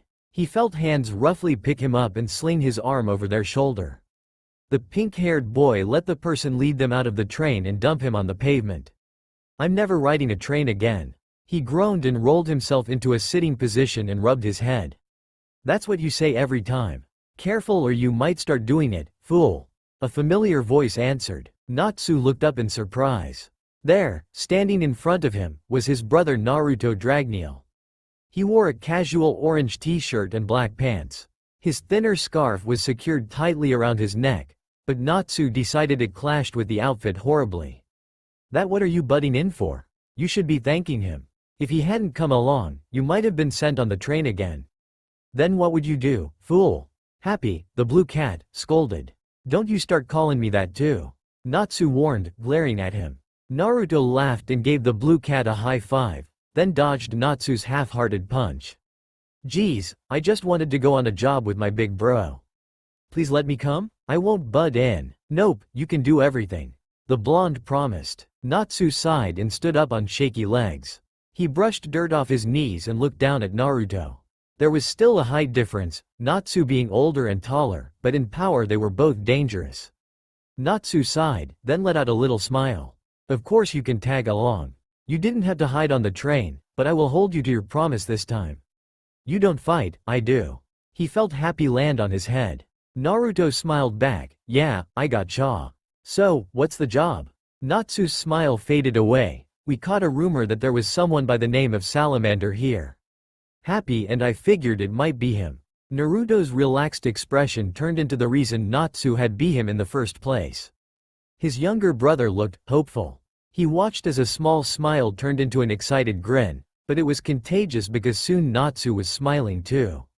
Even though he knew he might not be here, he hoped beyond hope that he might be. And that was something to smile about. Then what are we waiting for? Naruto shouted, jumping into action. Alright then, let's go. Natsu gave the command, and took off at a run. Happy responded, and the three made their way into the bustling town. In the town's busy streets and weaving people, a blonde girl in pigtails and a blue skirt fumes and mopes. She has an unreadable expression, but her arms and head sag in utter disbelief as she makes her way down the stone streets. He only took off 1,000 jewels. So much for my feminine wiles. She sighed sadly. Suddenly, she heard the cheering of a crowd of girls. Normally this wouldn't faze her, but for some reason she was drawn to the sound. Perking up she looked toward the source and just as she did, heard the cry of, Salamander, followed by more giggling and cheering. They seemed to be having fun. Wait. Salamander? As in the mage who can use fire magic that you can't even buy in stores. She cried in joy, and raced to the scene, practically knocking people over and out of her way. When she reached the crowd, she saw the center of attention and froze. Knocking people over was worth it. Rude? Getting her new shirt dirty was worth it. It's a new skirt and now we're broke, are you serious? He was gorgeous. True. She watched him hypnotically, a look of bewilderment that mirrored her feelings perfectly. How could anyone look that way and not be a god? Why is my heart beating so fast? She walked forward in a daze. She needed to get closer to this man. Step by step she did, but before she could speak to him, someone barreled her over. Oh, I can't believe we rode a train. Two dragon slayers groaned. They held their stomachs and waddled down an alleyway, Happy waddling net to them. I think it's weird that you're just feeling it now, Naruto. The blue cat commented. I always get sick after, he weakly responded, his face turning green. And we don't even have food to make me feel better. Natsu grumbled. He still felt queasy, but not as bad as Naruto apparently did. Yeah, we don't have any money. Happy agreed, shrugging his little cat shoulders. What is the name of are we looking for? Again. The young blonde groaned. There's supposedly a salamander here, and what other salamander could there be but a dragon? Happy informed. Yeah, you think it's Dragneel though? Natsu's face lit up with hope as he asked the little blue cat. He couldn't help it, no matter how many times he looked or how often he was disappointed, it didn't leave him. He's the only fire dragon I've heard about, Happy said simply. Naruto stood straighter, sickness forgotten, and stared at the end of the alleyway in front of them. His usual carefree attitude shifted slightly, but Natsu noticed instantly. He saw the younger boy's eyes turn to a look of determination and hope. "Stop looking so serious," Natsu said, pulling Naruto into a groggy headlock. "Hey," he shouted in surprise and was momentarily paralyzed. "If it is Dad, then he will see us without a grumpy look on our face, understand?" The pink-haired boy emphasized his point by driving his knuckles into his brother's skull and laughed evilly. "Stop it. Hey, Natsu, no fair. I wasn't ready. Ouch." Naruto complained and broke free, rubbing his head and giving Natsu a reproachful glare. But, however pissed he tried to look, he was also smiling. "Be happy, okay?"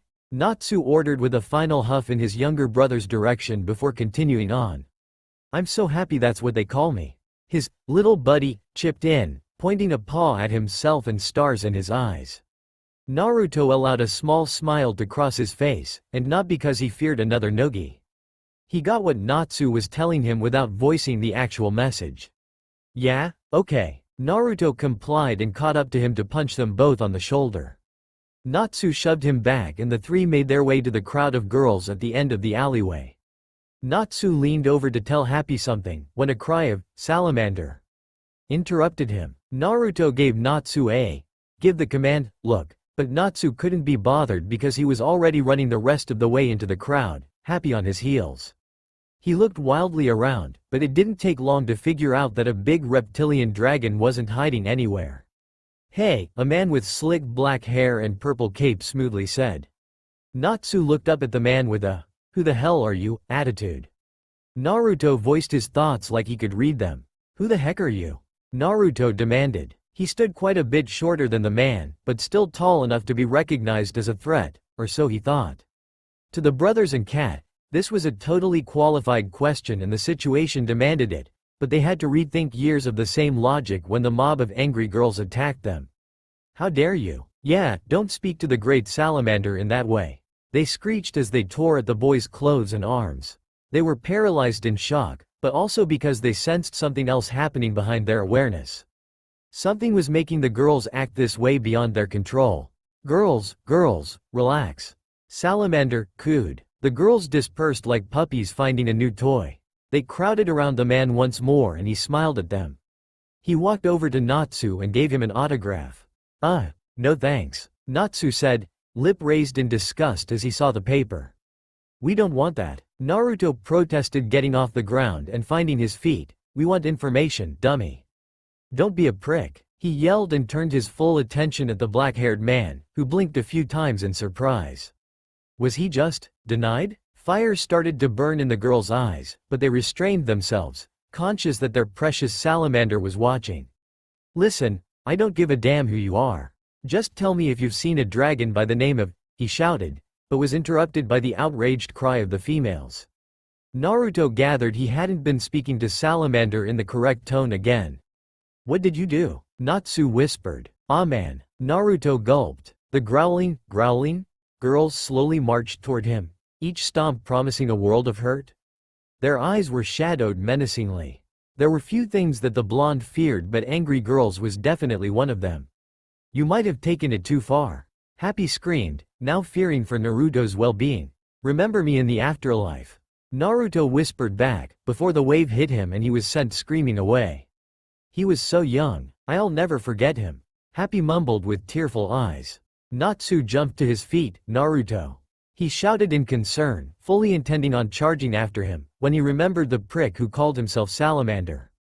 "I'm going to have a chat with the knucklehead about when to and when not to tick off a pack of girls," Natsu thought, making a mental note on the subject. "Girls, wait, damn it, what's your problem?" Salamander demanded, rounding on the pink-haired boy. He was irked now, this whole situation was turned on its backside. "Look pal, I'm not completely sure what that was all about, but where's Dragneel?" Natsu demanded, looking dangerously close to blowing up. "I don't know who you're talking about, but now I have to track every single one of those girls down to invite them to my party, and no, you're not invited," he said, hoping to somehow hurt this boy for interrupting his plans. "Never wanted to go," Natsu whispered to himself. Alright then. Wait, a new voice called. Yes? The black-haired man said expectantly, losing his furious tone and demeanor. Natsu paid them no mind and started to go in the direction Naruto disappeared in, making sure Happy was securely on his head. Not you, creep. A female voice shouted in disgust. Natsu looked behind him. Just who was this girl talking to then? Hey, I just wanted to thank you for helping me out with that jerk. A blonde in a blue skirt and pigtails smiled at him. Meanwhile, with Naruto. Crap, Naruto screamed, leading a billowing pack of angry females behind him. Why me? A marketplace flew past him in a blur, people dodging the group or getting trampled in it. They tore through stands, leaving nothing but scrap and carnage in their wake. He couldn't help but feel like this whole scene would make good song lyrics. This thought made him cringe a little as he ducked under another innocent pedestrian. Get back here, non-believer. An enraged girl shouted. Get over him, you ditz, or I'll forget my promise to not butt in. The blonde yelled back, realizing too late that smack talking didn't help his predicament and it only made their resolve to tear him apart stronger. He was running faster than a normal human kid, thanks to his conditioning and constant fighting, and it was the only thing keeping him out of the hormone-powered monster's clutches. Even so, as minutes, that felt like hours, dragged on, the girls inched closer and closer when an opportunity presented itself. A four-way intersection was just up ahead of him. Naruto could barely make out the blurs of magic vehicles as they zoomed and stopped, but he saw this transportation as salvation, for once. Taking a deep breath, he stopped and faced the onslaught right in front of the busy street. He did his best to look mysterious, but expectant was probably what he pulled off. They, out of surprise or newfound respect, came to a hurried halt just a little ways from him. Give up? One taunted. She looked, to him, not much older than himself. She smirked, he was cornered. Never. He stuttered and leaned backwards into the way of oncoming traffic. There were some shouts of alarm and cries of victory he left behind, but those soon became the least of his worries as he rolled out of the way as a carriage wheel nearly decapitated him. Dust and small projectiles blasted his face as the never-ending stream of people and wheels streaked by. People kicked his head, earning a ouch and halfway glare. He coughed and wiping his eyes, made his way under a wooden buggy. He grabbed under just as it was about to pass and felt his clothes drag on the cobblestone road, grazing his back. He felt his arm muscles tense and burn in protest, but he held on. Making another mental note to do more hanging upside down training in case he needed another escape like this one. Though, he thought it best to never mess with an angry mob of girls again. Lesson learned, he grumbled to himself. After a few more strenuous minutes, he let go and rolled out from under the buggy and onto the safety of the sidewalk. He rolled onto his back and put an arm over his eyes, trying to get his relieved breathing under control. Kid, you doing alright? A man in a top hat and brown suit inquired, in a concerned citizen kind of way. The way a complete stranger would call down the medics, but refrain from dirtying their own hands kind of concern. Naruto waved him away with a small thumbs up, but stayed on the ground while the world kept spinning. The man, being sufficiently convinced, went on his merry way. After the moment of motion sickness passed, he moved to a sitting position. He was dirty, he was bruised, and now had angry girl aphobia. He was waiting for the rain cloud. There you are. Naruto's head shot around to look at his brother and Happy coming toward him, looking relieved. Or, to be more precise, the bag of food was coming toward him and he forgot all about his little escapade and the world was suddenly okay. You know how much I admire you, big bro? Naruto said around his mouthful of noodles. They were walking on a high mountain road just out of town that overlooked the harbor. A lone ship was sailing out that night, partying away. Sure, say that now. Happy remarked, glancing sideways at him. Naruto continued to slurp his meal happily. Dragneel isn't here, Natsu said conversationally. Nope, guess we'll just have to look somewhere else. Happy agreed with a shrug of his tiny shoulders. Naruto shrugged as well. Mef will wheel, he grumbled. Happy knew they were fine, well as fine as someone who can't find their dad can be, but he still could feel the disappointment they weren't showing. The almost unnoticeable size, sagging shoulders and invisible frowns. He watched the boys give each other a sideways glance. They made eye contact for a brief moment then looked away. The girl, Lucy, paid for your meal. She wanted to thank us for knocking her out of that guy's charm spell. Natsu said, trying to change the subject. I knew there was something fishy about that guy. Naruto face-palmed himself. Loke doesn't even have that big a fanbase. Happy heard the word, fish, and suddenly felt betrayed. You saw fish and didn't tell me? What kind of a guy are you? He had tears in his eyes, making him look more pathetic. Hold on, so you got to eat and I was chased into next week? Big brother are you? Why didn't you just beat up all those girls? Natsu said suspiciously, you could have easily taken them. Quote, I would never miss the chance to be chased by fangirls. He defended himself with a smirk. They weren't fangirls. Besides, the only girls that would talk to you are mad ones, you peeping Tom. Happy explained. Watch it, furball. But still, we weren't even trying to save her. Natsu said thoughtfully, talking about Lucy. Well, it's not like you asked her for the food. She offered. Although, anyone who gives me ramen deserves something. Naruto agreed, nodding determinedly. You owe me fish. Happy suggested. Well, I owe you nothing. Naruto growled, it was a figure of speech. Sure, now you change your story.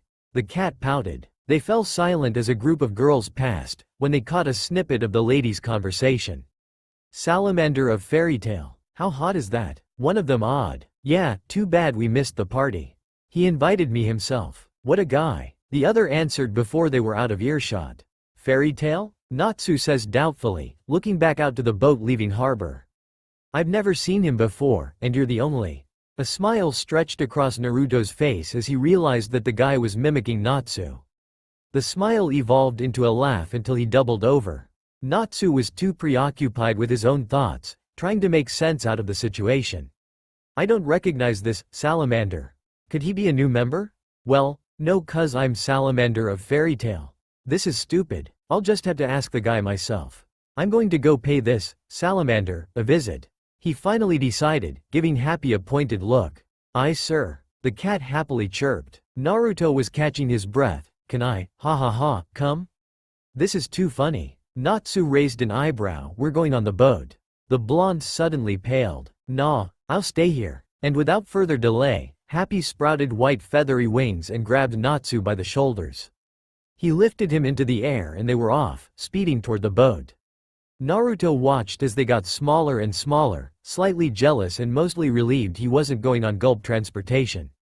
Besides, him telling Natsu what he figured out would only enrage him. If anything, Naruto knew his brother. They had been together all their lives, though they didn't spend every waking moment with each other. Natsu was Naruto's anchor. Even with all the craziness that happened to them, Natsu gave him hope when he had none. No matter what happened, even if for some reason there was no more fairy tale, they wouldn't stop watching out for the other. Naruto smiled at that thought. Was that a flying cat? Someone said behind him. He looked over his shoulder and blushed. A girl with dark brown hair pulled back in a ponytail walked up to him. She wore a too-tight shirt, short shorts and sandals. She looked to be a little older than Naruto, but at his age, every girl looked older than him. Yeah, was all he could say before he messed with his hair, trying to casually straighten it. Her blue eyes widened and she looked in the direction Natsu and Happy disappeared. Wow, that must mean that was Natsu of Fairy Tail flying away. She said thoughtfully. Naruto sighed, you must not be from around here. These people fell for a poser. Don't give me that much credit, she said sheepishly, I just read Sorcerer Weekly. I like hearing about Salamander, Titania, Laxus and all those guys. They're from the #1 guild you know, way better than Phantom Lord. They are destructive, but Fairy Tail is the best. Naruto nodded, you got that right. He said then looked back at the ship. Oh, she shouted in surprise. The girl grabbed his arm. Naruto looked back at her, startled. What? Your shoulder? You're a member of Fairy Tail. I'm so sorry, you must know all about them and let me ramble. What's your name? She asked, now it was her turn to blush. She let go and leaned against the rail next to him. Nah, wait, don't tell me. I'm sure I know you. Alright, she thought out loud, her finger poking her lip in concentration. Let's see. Lines running on your cheeks. 3 on each. Birthmark or recent injury? I've had them for as long as I can remember. Okay, blonde hair, white scarf. Running around with Salamander. I think I know, don't tell me. She took a step back, her eyes wide in realization. I'm so sorry. I never thought I would ever meet you. Really, it's fine. Naruto tried, but she just turned a darker shade of red. You're Fairy Tail's Firefly. Oh, my friends will never believe it. I spoke to the Firefly. She danced a little in place. Naruto grinned, rubbing the back of his head in embarrassment. Yeah, that's what they call me. He kept his cool on the outside, but inside he was excited that she recognized him and didn't ask about his age. Score. I have so many questions. She squealed. What is your favorite color? When is your birthday? Favorite food? Naruto thought a moment. Orange, I don't really know, and ramen. I think orange is mine now too. She announced, stars in her eyes. You know, a guild is more than a publicity story. Naruto said quietly, it's kind of like a family. I'm proud you know of me, and that you like Fairy Tail, but that's not what we're about. What do you mean? She asked, equally as quiet. An explosion erupted in the harbor. The shock made the ground under them quake, successfully interrupting the two. The metal ship looked like a toy being carried by a monster wave into town. Shouts and screams of surprise erupted from the townsfolk as they scrambled to get away from the oncoming water. Naruto smirked, that's Natsu's work. Gramps always chews us out for how we handle a job, but I think it makes it fun. He giggled. The brunette continued to watch in odd silence before smiling broadly. This is so cool. Fairy Tail destruction in real life. I could die happy. The boy smiled at her before admiring the havoc his brother was raving. His use of fire was something to be studied by the younger Pyro. Why aren't you down there? Couldn't the real salamander use the help of an S-class wizard? Naruto shrugged, a pout crossing his face. He didn't want me butting in. I guess I take things to the extreme. I have to go. Natsu will want to head out before the authorities are called in. Be seeing you around, he called, with a wave behind his head as he raced down the slope. She tried to call him back, but he decided to give her a little show for a true fan of his. Taking a deep breath, he let out a jet of blue flame beneath him and used the kickback from the attack to propel him in an arch across the sky. He could almost hear the cry of delight from his fangirl, and grinned to himself. It's not like he expected to be greeted by strangers like that, but when it happened, he was giddy for the next week. Natsu grabbed Luce's hand and started to bolt out of town. He really did it this time, if Gramps got wind of this. Houses burning, harbor flooded, people mad, not to mention the broken boat. He shuddered, boy would he be in trouble. Where are we going? His female passenger shouted. He smiled at her over his shoulder. You wanted to join Fairy Tail, right? Her alarm melted away to joy and she nodded. His smile got wider, he was beginning to really like this one. Then let's go. Aye sir. Happy chimed in. They headed to the road out of town, where a certain blonde was waiting for them. Hey, what's going on? Naruto asked, but didn't get a chance to say any more before Natsu grabbed him as well, dragging him over the dirt road. Run now. Questions later. He responded, panicked. Aye sir, Naruto grumbled, and let himself be pulled to who knows where. If it was anyone but his big brother. Who are you? Welcome to Fairy Tail. Happy introduced, pointing to his guild like it was a prize. To Lucy, that wasn't even close to what she saw it as. It was a dream come true and she could hardly wait. The castle-like guild was intimidating to all but its inhabitants with its pillars and stone walls. The banner hanging from its top was a mark that everyone took with them, reminding them of this safe haven. Lucy excitedly reached for the door, but Natsu beat her to it, kicking it open and yelling, "We made it back alive." Hey everyone, Happy greeted, flying in behind Natsu. His wings were out and he flapped excitedly inside as shouts of welcome and greetings echoed back. Naruto walked in next, letting out a sigh of relief. He was home. Lucy gave the other blonde a sideways glance. He hadn't said much on the journey here, letting his brother do all the talking. He looked familiar. Hey Natsu, heard about the damage you caused in Harjin town.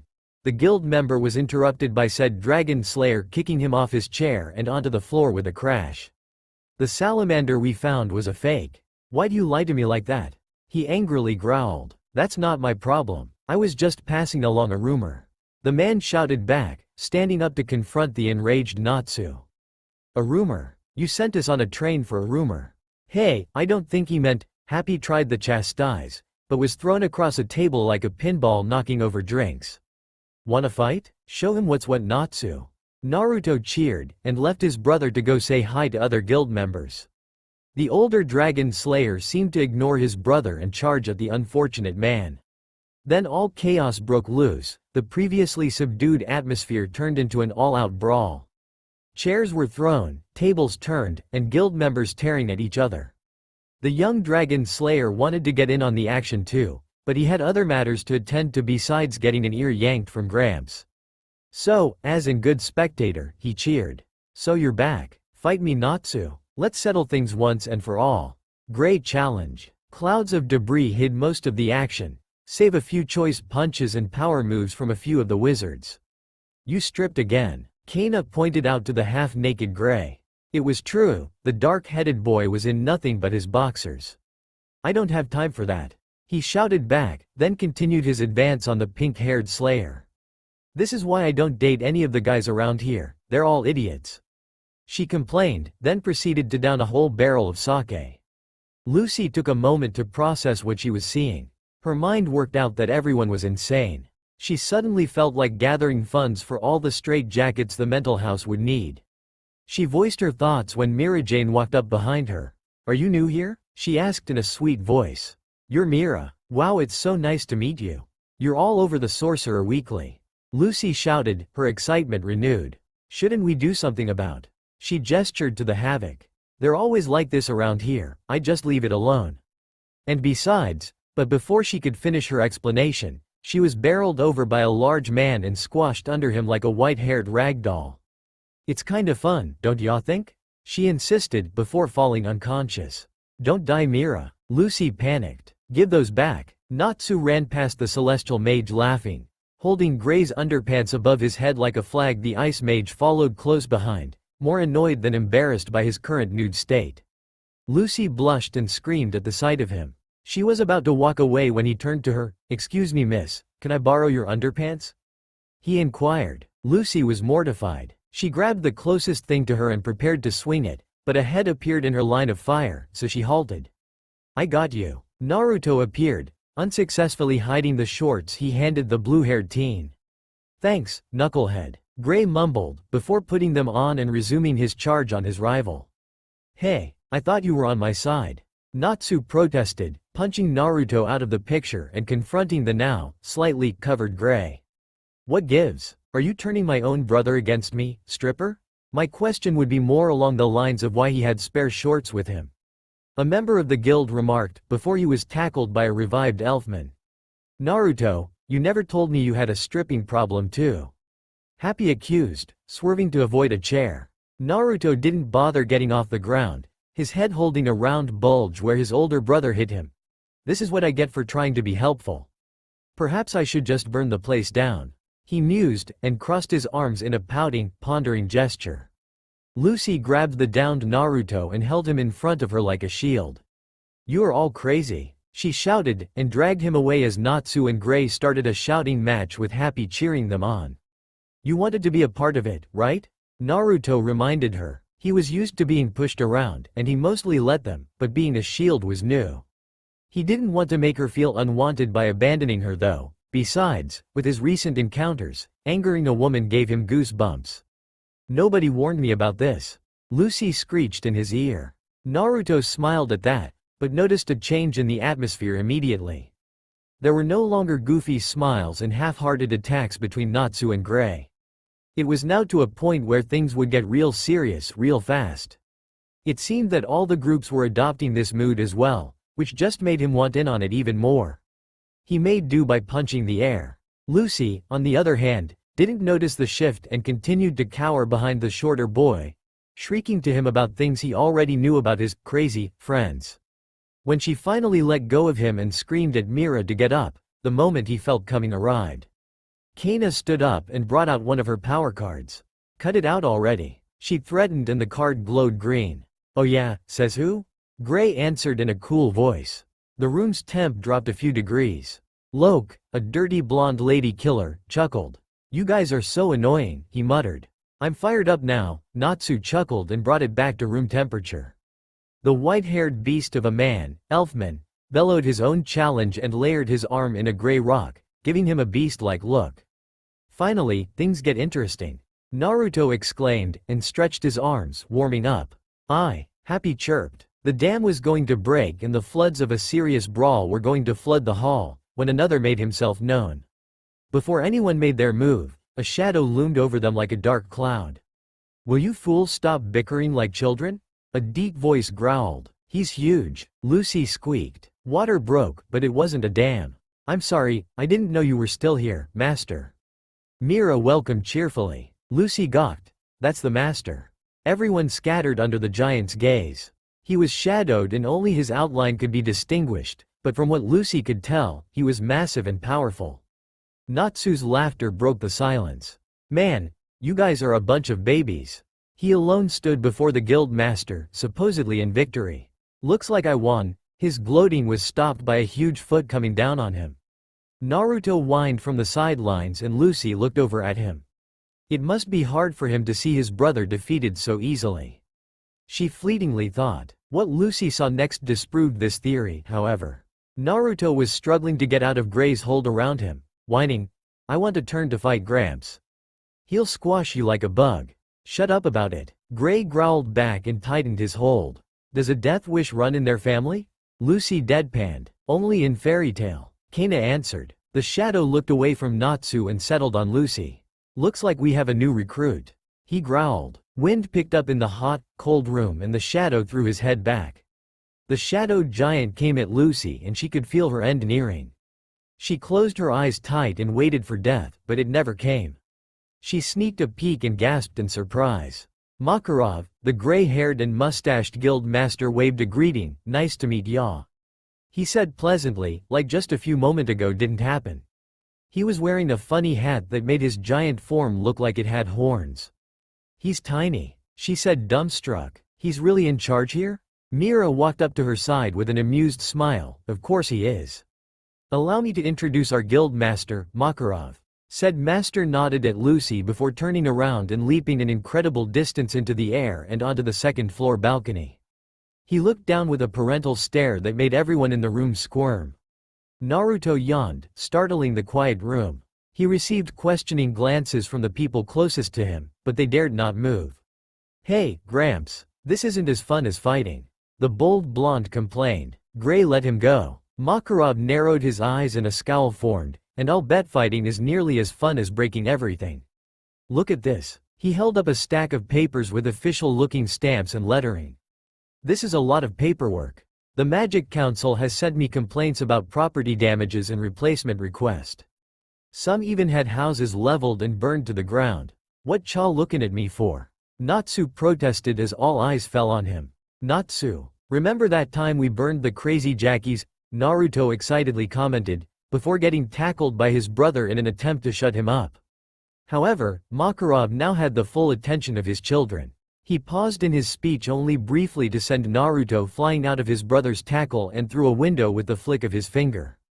Lucy saw Naruto fly and was reminded that the short, goofy man was really the monster they saw earlier. She stiffened and wept a little as the master continued his speech. Naruto landed on the street with a sounding smack.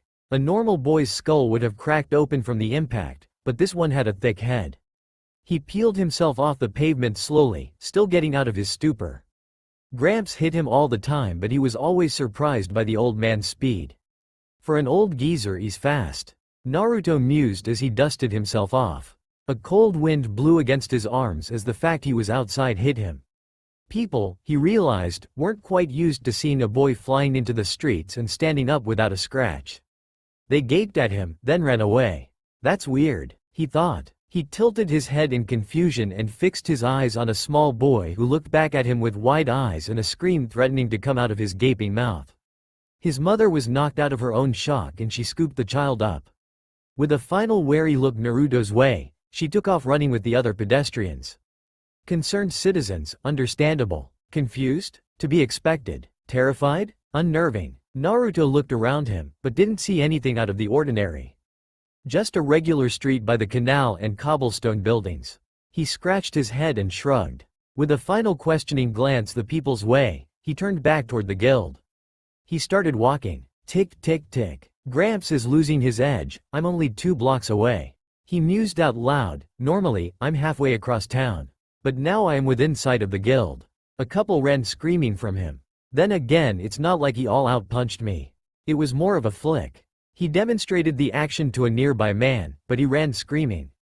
Okay, what's your problem? Naruto rounded on the newest person to flee and grabbed them by their shirt. The small man squealed and resisted for a moment, but realized that it was of no use. "Please don't eat me," he squeaked. Naruto was taken aback by this comment. "Do I look like a cannibal to you?" he demanded. He came within inches of the other man's face. Oh no. What are you so afraid of? Is there something on my face?" He said the last part to himself and reached up to feel his cheek, when scales met his touch. Naruto burst out laughing and dropped the confused man. "So you're not going to eat me?" he said incredulously, quickly getting to his feet. The boy shook his head as his laughter died down. "I must look like a monster, sorry. I finally get it now. This is part of my magic and I thought I had better control over it." Still uncertain, the short man studied Naruto more closely. He looked like a monster, with red earthy scales covering his body and a tail coming out his backside. His head alone, which resembled a raptor's, would have sent him screaming. But as he looked closer he realized the arms were long and shaped like a human's, but the sharp claw-like fingers made them look deadly. The clothes and white scarf that also remained on his body also told him that what this creature was telling him could be true. "Who are you then?" he asked. Naruto scratched the back of his head. "They call me Firefly, but you can call me Naruto." "Firefly That sounds familiar. Anyway, thank you for not eating me. I will do my best to quell this uproar, but please get your magic under control." And with a final glance the man wandered away. Naruto looked around the deserted streets and felt sheepish. This has never happened to him before. He was usually in full control of his transformations.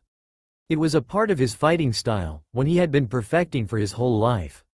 He hadn't done armor of the fire dragon for a while, not since. The rush of memories hit home like a cannonball. He didn't feel like facing anyone right now. He wouldn't do much good in this state anyway. He ducked into a nearby alleyway, hoping to avoid any more screaming people, and headed home slowly.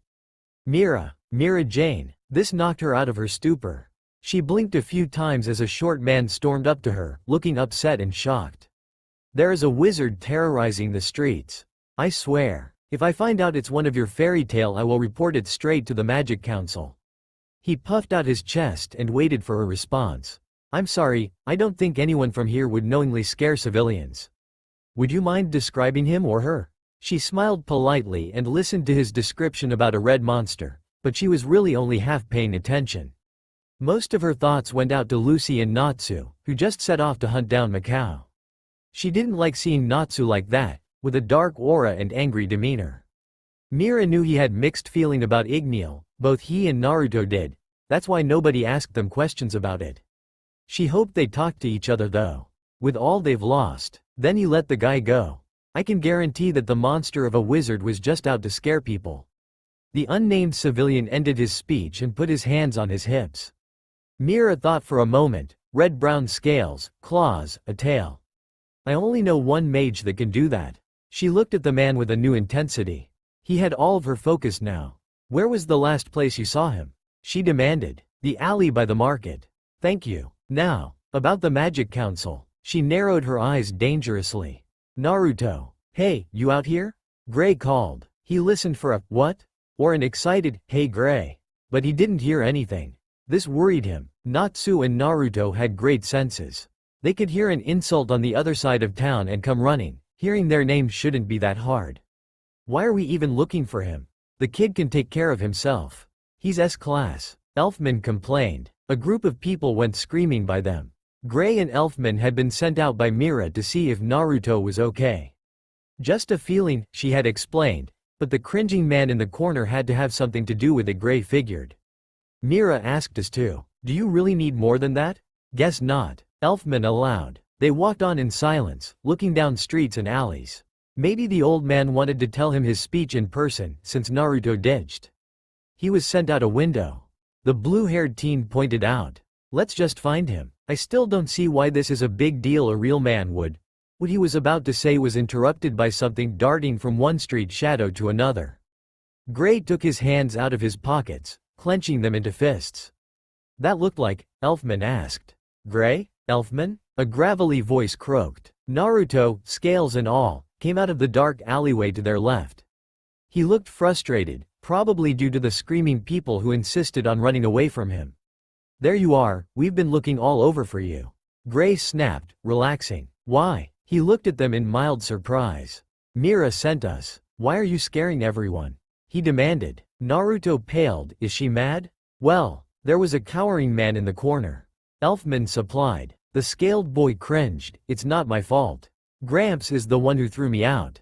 That doesn't mean you had to scare people. They aren't used to creatures that look like you wandering around our town, knucklehead. Elfman chastised. Don't scold me, I didn't change on purpose. And I can't make it stop.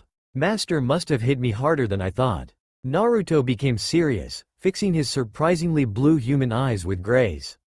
I see. Gray mumbled, we'll worry about the why later. Elfman, how do you stop your takeover magic? As simple as it sounds, I just will it to stop. Have you tried that? It isn't exactly take over. Red, he paused. He said I used a different kind of magic. Dragon Slayer magic, right? Elfman crossed his bulky arms. Naruto shook his reptilian head. The way he said it back then makes me think he meant something else. I don't know what, though. Then how do we fix you? Gray asked. He was getting serious now as well. I know a way, but I'll have to get out of town. Gray and Elfman nodded. Okay, I've got this part. The white-haired man announced, then moved toward Naruto. He grabbed his tail and pulled him off his feet. What the heck, man? I can walk by myself. The Dragon Slayer kicked at the white-haired man, but he held his firm grip on the boy's tail. Quite squirmin'. People are scared of a walking monster, right? Well, if they see a beaten one, they might just cheer me on. Elfman grinned, might even give me a medal. I didn't peg you for the publicity type. Gray observed as they began their trek out of town. He is Myra's sister. Naruto added from the ground, accepting his humiliation. It's not like that. Of course not. Gray snarkily said, earning a shove from the takeover mage. Can we hurry up? These scales are itchy. Don't order us around, we're the ones helping you. Gray knocked him over his head with a satisfying thump. Meanwhile, his world was always changing. Different smells, different sounds, changing faces. Sometimes he was a cat. What a small cat he was, so agile, so light. He could find people with ease. And pounce. Other times he was a beast. What a clever beast he could be. As stealthy as he was as a cat, as a beast none could find him. If he made no sound and crept up on his prey, they couldn't know he was there. Oh, how he loved being a beast. Voices. He hears voices now. What is it they want? Is the beast to hunt? To watch? He hated watching. To be so close to something and be unable to catch it. How he longed to sink his beast teeth into those around him. The voices say it again. They want the cat. Red looked up at his captors, a snarl threatening to break loose into a growl.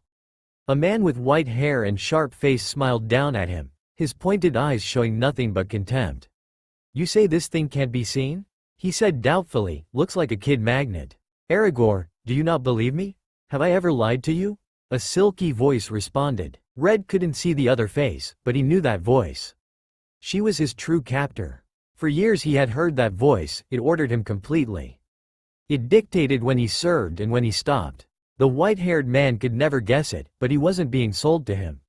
On the contrary, he was to be the man Aragorn's executioner. That was the only thing that kept him going. He was going to kill this man when he felt like it. Maybe after Aragorn's plan, perhaps before. Red, no, Beast would hunt tonight. And tomorrow. Always hunting. So, what do you think caused you to become that? Gray asked as Naruto led the way through trees and underbrush. They were just outside of Magnolia, but far enough away that the populace wasn't an issue. Don't know. I've always been able to do it, but usually I'm beating someone up. It comes in handy in a pinch, but it's itchy. Naruto answered. He scratched at his arms again, but couldn't scratch hard enough. What's your big idea to stop it? The Ice Mage scoffed. I'm going to waste all of my magic power. To do that, I need to be in my clearing. Gray raised an eyebrow. Oh, I get it now. You want to stop the flow of energy from going to your fire dragon armor, and if you don't have any it can't support it. He paused to ruffle Naruto's head scales. I'm impressed, there's actually a brain between your ear holes. Naruto nodded, thought about what Gray said, then pushed the older boy in retaliation. I'm not an idiot. Gray smirked back, then stopped. What? Naruto said, surprised by Gray's sudden halt. I'm going to go and drag Elfman back to the guild and go out on a job. You've got this under control, right? The blonde boy paused. Gray saw a look on his face. Was it disappointment? But as soon as it appeared, it disappeared and he turned. It's about time you left, I told you I could handle it. See ya, Naruto announced, then started walking again. Gray sighed at the unmannered boy. You're welcome, he shouted, knowing that that was all the thanks he would get, and turned back toward Magnolia. But what was up with that? Naruto made the last few minutes of hiking without trouble. He stepped out of a line of trees and into a grassy break. Rocks jutted out of random intervals in the medium-sized space that Naruto and Red had used for target practice, before he was old enough to use people as targets, that is. Naruto sighed and sat down. He closed his eyes and tried once more to clear his mind like he normally did to stop his magic, but the scales, tail, and claws stubbornly remained. Alright then, fire dragon roar, he shouted and jumped to his feet. Taking a deep breath, he spotted a rock a ways from him and let loose a brilliant jet of blue crackling fire that hit the intended spot with a crash. He continued in that fashion for what felt like hours, blowing up rocks and trees. Eventually he got bored. Might as well make the most out of his situation and actually train a bit. Fire dragon iron fist. Orange flames enveloped his fist and he rammed it into the ground. Fire dragon roar. Secret art. Fire dragon's brilliant flame. Nothing really happened with this one, he just wanted to see if he could do it. He still couldn't. Fire make. Fire sword. He held out his hand as his blue flame swirled around in his palm and condensed, then expanded outward into the shape of a katana. With Red's help, he had combined what he gathered from Gray's ice make magic in his own. It took a lot of concentration and a bit of time, but he had finally gotten the hang of it. He dispelled the sword and stood panting, looking at his hands. That must have been enough too. They were still covered in red-brown scales. He looked at the sun to try and gauge how long he had been out there. It was almost sunset now and around morning when he started. Damn his energy reserves. Naruto growled, fire make dual fire sword. He went to gather energy in both palms when it backfired. It should have worked, but some creature must have been making too much noise because in that moment of distraction, the condensed spheres solidified and launched themselves into each other, making a mini explosion. The energy dispersed quickly, but it left a slightly singed Naruto behind and a mini crater. Ah, man. He coughed dirt out of his mouth. Well, it was cool at least. He looked to the point of the disturbance, but nothing was there. He was about to shrug it off, climb out of his newly made hole, and continue his magic wasting when. Knew it. Beast knew this one would be here. Triggered it. Beast did, yes. Naruto froze. The voice in his head, he wasn't imagining it, right? Its laugh echoed in his mind and he saw something out of the corner of his eye. It disappeared just as quickly, but he felt a presence. Single quote ... Beast knows this one. Why does he know a crocodile? Tough to bite, fun to catch. It laughed again, it was so loud it made his ears ring. It was hard to think straight. Naruto felt something bud into his side, knocking him down. He grunted in surprise, but before he could get to his feet the being ran into him again, too fast for him so see clearly. Where are you? Naruto yelled, looking around. If someone wanted a fight. He saw movement again. Wasting no time he sent a blast of blue fire to that spot, but it had already moved. He went to stand, but was hit yet again. Deciding that hitting the ground usually hurt, he spun his arms under him to catch himself and slowed to a crouch. It speaks? Animals don't speak. The attacks stopped and Naruto jumped to his feet and onto a rock. He scanned his crater-filled area until he saw another flash of red-orange before being knocked over once more. He crashed into the muddy ground and the wind was knocked out of him. Rolling to his side he attempted to get up, but he felt something pin his back down and press his nose into the dirt. Beast knows now. This is no animal. This is a boy. Yes, this boy needs to get stronger. Beast must not kill this boy. The pressure vanished when Naruto heated up his body. If he couldn't see the creature, he would burn it when it attacked. Footsteps came closer to Naruto and he felt something nudge his shoulder. Naruto stayed still. There was another? Bring it. It nudged his shoulder again and he used the opportunity to reach behind him and grab a leg. Wa? Natsu said, surprised he found himself being tugged to the ground. He had been directed here by Elfman, who for some reason had a medal. He had found that strange, but decided to not think much of it. But this was even stranger. Naruto let out an oomph. as his older brother landed on top of him. What was that for? Natsu said, regaining his senses and digging his elbow into Naruto's shoulder. Naruto pushed him off and jumped to his feet, looking around frantically. What Natsu saw next turned the strangeness factor up by a lot. Where are you? Naruto bellowed. The laughter came back to his head, making him grunt. What's so funny? He hissed. Hey, are you okay? Natsu asked, slowly getting to his own feet. He looked at the dirt-covered blonde with mild concern. Naruto turned to his brother. Watch out, some kinda beast is here. He stepped a few feet back until he covered the older and taller boy behind an outstretched arm. Beast? Where? Natsu asked, looking around. No one and nothing was there. Can't you hear it? Naruto shouted. It was loud in his head. He narrowed his eyes. It almost sounds like. I don't hear anything, Natsu said slowly, putting a hand on the younger boy's shoulder. There's no one. There, Naruto saw it. Another flash. Look out, he cried, and pushed Natsu out of the way. It went past him, and for a moment, Naruto could have sworn he saw the outline of a wolf, when it disappeared in another flash. Hey, Natsu shouted. Naruto had shoved him in the dirt. Again, if this was another one of his pranks. But when Natsu looked at his face expecting to see a goofy grin, he saw nothing but focus. Naruto was scanning the crater-filled clearing with a furrowed brow and a grimace.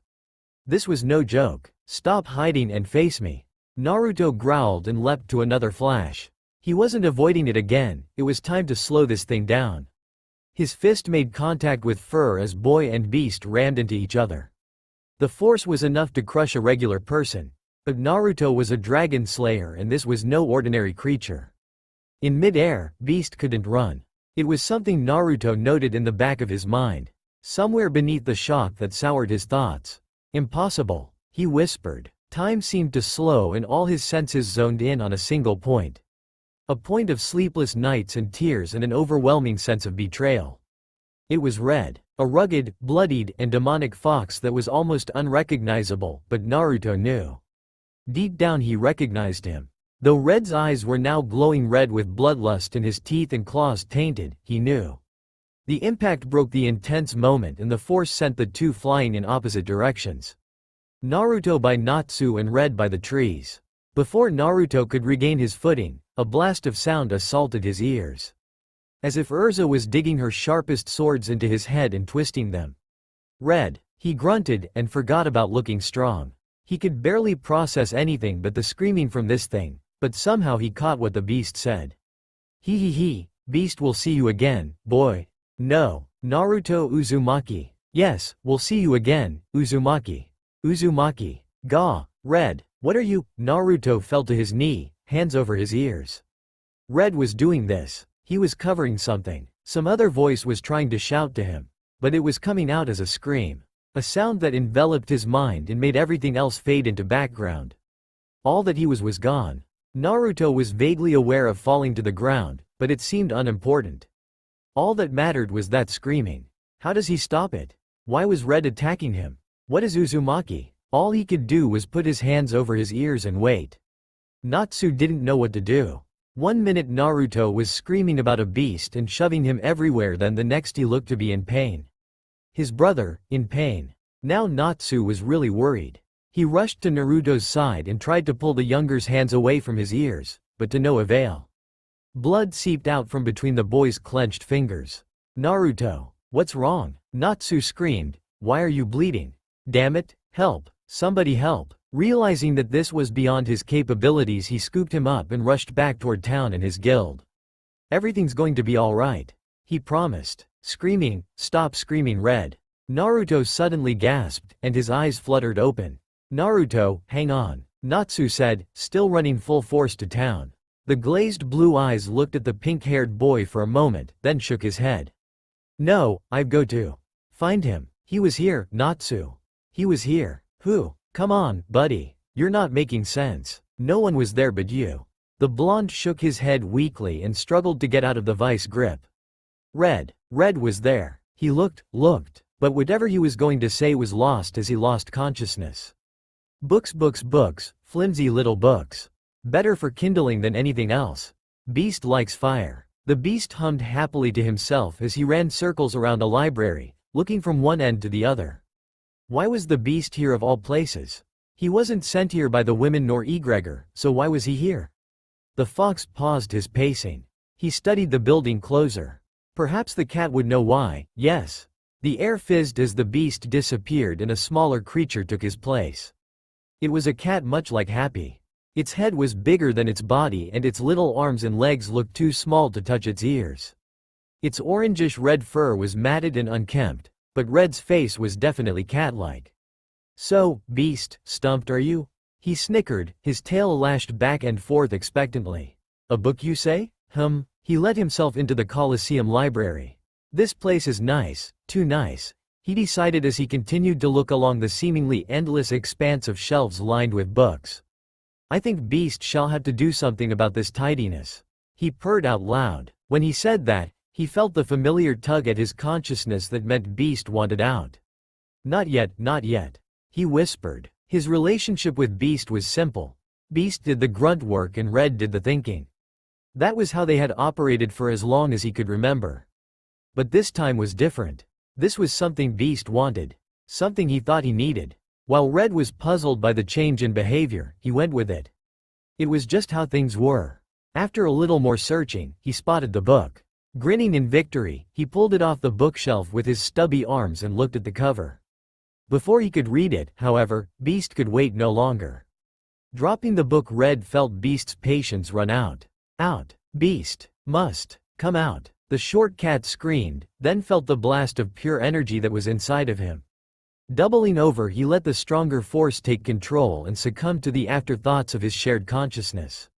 Beast peered down at the book titled, Orange Hope, and picked it up in his black outlined mouth. "Book? Yes, this is the book. Must not burn this book." "No, but the others," he smiled, "others can burn." He probably got too carried away with training again. "You know how he is. How many times have you found him passed out cold?" A voice said close to Naruto. It was Myris. Maybe, but it was different this time. He was screaming about Red and how Red was attacking him. His brother's voice. Yeah, that was definitely Natsu. Were they talking about him? Red? I thought he let his imaginary friend go a long time ago. Mira gasped. Natsu didn't respond verbally, but Naruto heard him move around. There was a long pause before Mira got up.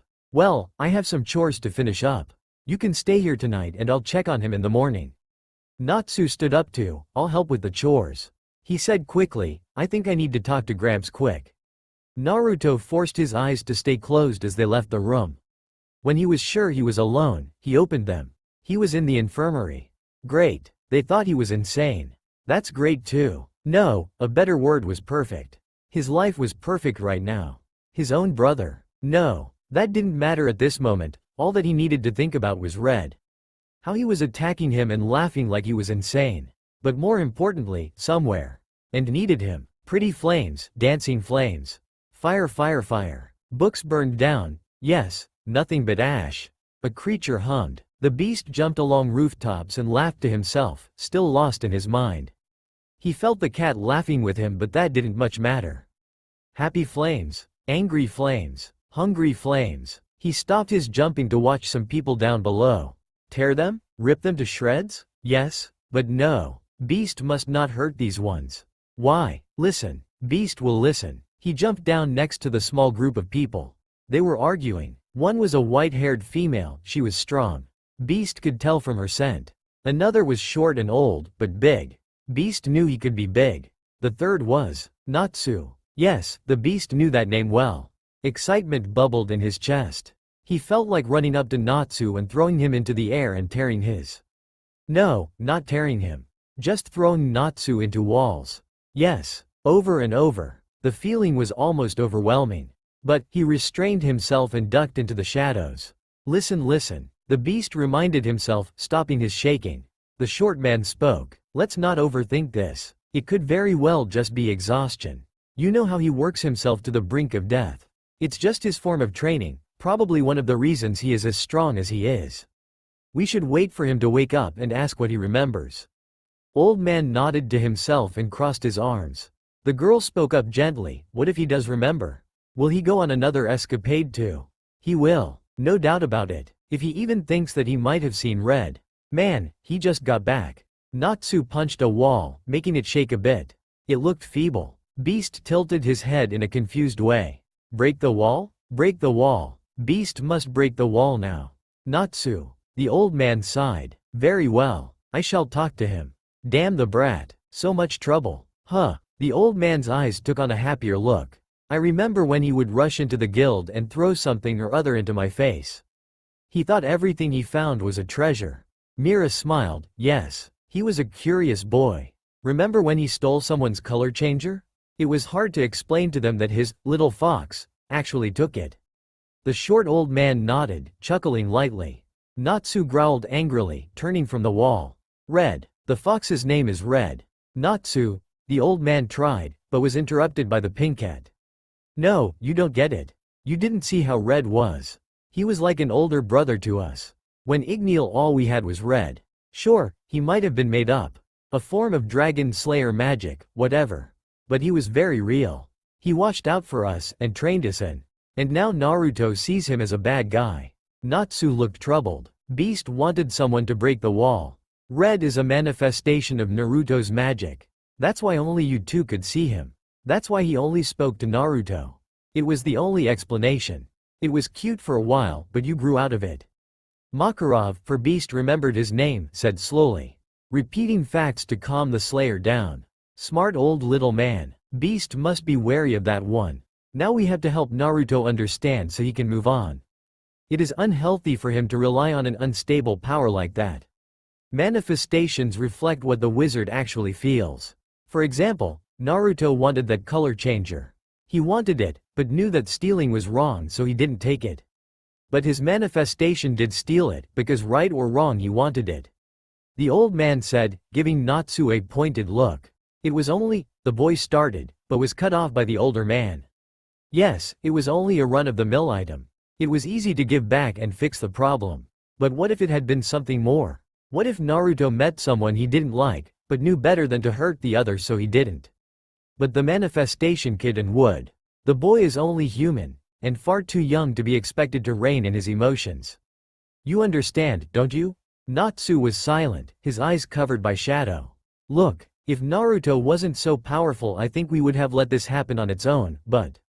Mira tried, but couldn't bring herself to finish that sentence. Manifestation. Red, cat? The cat had no ideas. Red let it go. That wasn't why he was listening. Then why did he leave the first time? Natsu asked softly, his fists clenched. Makarov gave Mira a sideways look. Gramps, Natsu repeated, why did Red disappear? Naruto didn't know any of this then. Makarov sighed, closing his eyes and letting his arms fall to his sides. I don't know. It could have been because of Lee-sana's sudden. He paused, unable to continue. Grief affects everyone differently. Maybe this was Naruto's way of dealing. Mira finished for Makarov. She too avoided Natsu's gaze. The three fell into silence. Beast was bored with them. He had listened enough. The boy, the book, give book to boy. Yes, Uzumaki needs book. But how? Break the wall. Need to break the wall. The beast couldn't hold it back anymore. He had to destroy the wall that Natsu couldn't. A howl of laughter from the fox was the only warning he gave. Bringing his head down, he sprung from the rooftop and just as Natsu looked up, he rammed into the brick full force, sending the three flying back from the impact. Stone fell in a shower around the beast. He grinned in pleasure, stopping to enjoy the crumbled pieces under his feet. He blacked out. Maybe he broke more walls, maybe he didn't. It might very well be that all he did was stand there grinning at the ground. This happened often. Beast would get so happy and feel so strong he couldn't remember what he did. He never dwelled on why or how, never pondered what might be the cause. He just accepted it and let it happen. But he always snapped out of it. A sound brought him back to himself. A girl was shouting to someone in a polite yet commanding tone. Beast blinked the darkness he hadn't noticed before from his eyes. He was in a different part of town, right next to a church. He saw people running away or scrabbling under debris. Walls on every dwelling were blown clean through, like a wrecking ball hit only once and moved on. The white-haired girl caught his attention. Mira was caught under a pile of brick. Natsu was leaning against the side of a house, and Makarov was nowhere to be seen. The beast didn't plan on fighting. Or tearing. Definitely not here to these wizards. The beast shook out his fur, feeling like looking his best before making his way through the rubble and to the white-haired girl who had managed to free her leg out from under the ruined house. Had Beast broken the house too? Nice. He stopped inches away and bent his nose down to sniff her head. She looked around, confused. "Master?" she said uncertainly. Her usually pristine dress was a little torn up. "No, Uzumaki is not here. This way. Boy is this way." The Beast turned to leave, but pink hair caught his eye and he paused. Natsu jumped up and looked around wildly, finally spotting the fox. "Red? What?" But Beast didn't hear the rest. He was gone. "Naru? Hey, you doing okay?" Happy let himself into the hospital-like room, scanning the beds for the one that was occupied. He saw the lump of blankets and unkempt blonde hair. "Naruto?" Happy went closer and pulled himself onto the end of the mattress. "Hey, buddy, how are you doing?" Naruto sighed, then sat up. He faced the small cat and gave him a sad look. "Happy, you wouldn't believe me if I told you. Try me." The fish-loving cat smiled, making himself comfortable in the moonlit infirmary. "Well, first I was knocked out of the guild by Gramps." "I know. You got some good air." "Yeah. Then I was stuck in fire dragon armor, and believe me, the people of Magnolia have no sense of humor. Anyway, got to the clearing and wasted my magic away to try and get out of it when Red showed up." Happy's mouth dropped open, but Naruto was on a roll so he kept going. "He started pushing me all over the place. But that wasn't the bad part. No, he was laughing. Laughing and talking about Uzumaki. I don't know Happy. If you'd have seen him you wouldn't have recognized him." The blonde paused, rubbing his neck. Happy looked deep in thought. "You're sure it was him? I mean, he went away years ago. Could have been a different creature?" Naruto shook his head. "No, it was him." Happy watched the boy pull a book out from under his pillow and run a hand over the cover, like he was making sure it was real. Then he offered it to the blue cat. Happy took it from him with a questioning look, then read the title. "Orange Hope?" Naruto nodded solemnly. "What does this have to do with seeing red?" An undefinable look passed through the boy's eyes before he looked at the cat. Naruto hesitated before answering. "He walked in here and gave it to me." With that, he got out of the bed. Happy looked at the book with newfound curiosity and opened to the first page as the blonde found his clothes. "Hello dear reader. Happy read out loud. I have spent a lifetime and a half collecting the myth and lore of the famous Orange Hope and compiling it into this very book. True, there are some facts and information missing from these pages and undecipherable glyphs that we can only hypothesize as to their meaning, but I shall guide you through the pages of my life's work and share with you my expert take on the subject. To begin we must first. Why would Red give this to you? It's so boring." The cat deadpanned. "I think it's a clue. Like he's trying to tell me something. Maybe what happened to him. Well, it has something to do with this Orange Hope guy." Naruto grabbed the book from Happy's paws and put it carefully inside his red drawstring bag. Happy noticed the new outfit. When had he had time to get that? Naruto now wore a black skin-tight shirt with an orange rectangle on each sleeve. On his right wrist was a metal band with Firefly engraved on it. On his other wrist was a time lacrima and compass. His black fighting pants seemed to be too big for him, so he used his scarf like a belt, tying it in the front. To top off his unique outfit off, he wore dark brown sandals. "You're going again, aren't you?" Happy said sadly, letting his tail droop. Naruto nodded. "Yeah, I am. Going alone this time. We both know what Natsu thinks. I'll go with you." "Naru, you can't." "No, Happy. Your place is here. I can't let this go. I know what Gramps said back then, but..." His voice cracked with emotion, "but I still believe in him. I know he doesn't want to be this way and I have to help. And if I can't, then I'll be the only one who could." He wouldn't finish that sentence, but the feline could fill in the blanks. He would put the fox down. So Red wouldn't hurt anyone else. Happy sighed, wiping his eyes with a little paw, and jumped at his friend, grabbing onto his neck. "Be careful, okay? And come back a ton. At least, once a week." The cat sobbed. Naruto hugged him back. "What are you? Urza? Come on Happy, it's me. Who's gonna mess with the Firefly?" Happy sniffled and hugged him tighter, only serving to choke the poor boy. "Yeah, okay," Naruto finally said. Lucy bursted into the guild full of questions. So many she felt the need to prioritize them in order of importance, so taking a deep breath she calmed herself down enough to yell, "What the heck happened last night?" A tired-looking Mira looked at her with a small smile. You mean you haven't heard? There was a storm? Yeah, right, like I'll believe that. My landlady thought I was trouble even before she let me have the place. Now I'll be hard-pressed to convince her it wasn't my fault the freakin' wall imploded. Lucy sat in a bar seat gruffly. Mira suddenly didn't look so tired. Imploded? You mean? Oh, is your house alright? Are you okay? Yeah, everything's fine now. I just had to get a new desk. And a few lamps, but nothing else was terribly broken. Lucy rubbed the bridge of her nose, attempting to calm down. Mira looked relieved, then reached for a cup and poured coffee into it, handing it to Lucy, who took it gratefully. Mira put a hand on the other girl's shoulder, said, "On the house," and walked away. Lucy cupped the warm beverage close and tried to relax a bit. Maybe things weren't so bad. Lamps weren't too much money. Right? I need a job, she groaned, looking over to the request board. Deciding that it was high time to try it out, she stood up and made her way over. She passed Gray and Kanna, who were having a heated debate on proper beachwear. She decided to say hi later. At a nearby table she spotted Natsu and Naruto hunched over a book. She took one look at their confused faces and gave in to her nosy tendencies. Must find out what they're reading. What are you looking at? Lucy asked, peering over Natsu's shoulder. Orange Hope, Natsu answered, glancing up at her with a welcoming smile, and offered her a seat. Lucy's eyes lit up with recognition and she sat down, put her head next to the brothers and getting a better look at orange and gold cover. Oh, I've heard that story a million times. But I didn't think it was that long. She picked it up quizzically and browsed through the chapters. You've heard the story before? Naruto said incredulously. The girl nodded. Yeah, it's kind of like a nursery rhyme. But not. Ya know? She assumed they knew what she was talking about. Of course, they didn't. What? No one ever told you guys Orange Hope? She deadpanned. That's sad. Guess so. Natsu smiled, but his brother narrowed his eyes.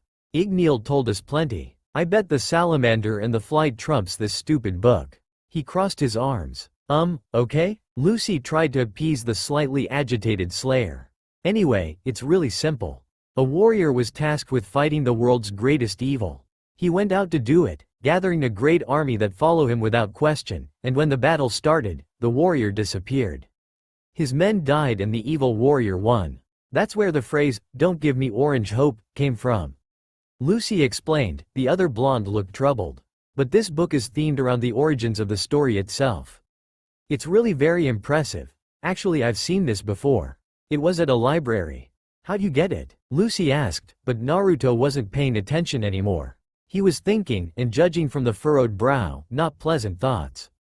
Natsu answered for him. He doesn't know. Just found it, I guess. Anyway, Lucy, I wanted to talk to you. And with that, he dragged her off the rest of the way to the request board. Naruto sighed. That doesn't really help. I just need to know why Red gave it to me. Wait, I know. I'll just ask the author. He's bound to know something. The boy figured. He heard Naruto and Lucy leave, probably on a mission. Good, they're gone. That'll make this next part easier. It was time he set out. To find the old fox, the author. And that guy. He gathered his things, stood up, put the book back in his bag, and turned to come face to face with a frowning white-haired master.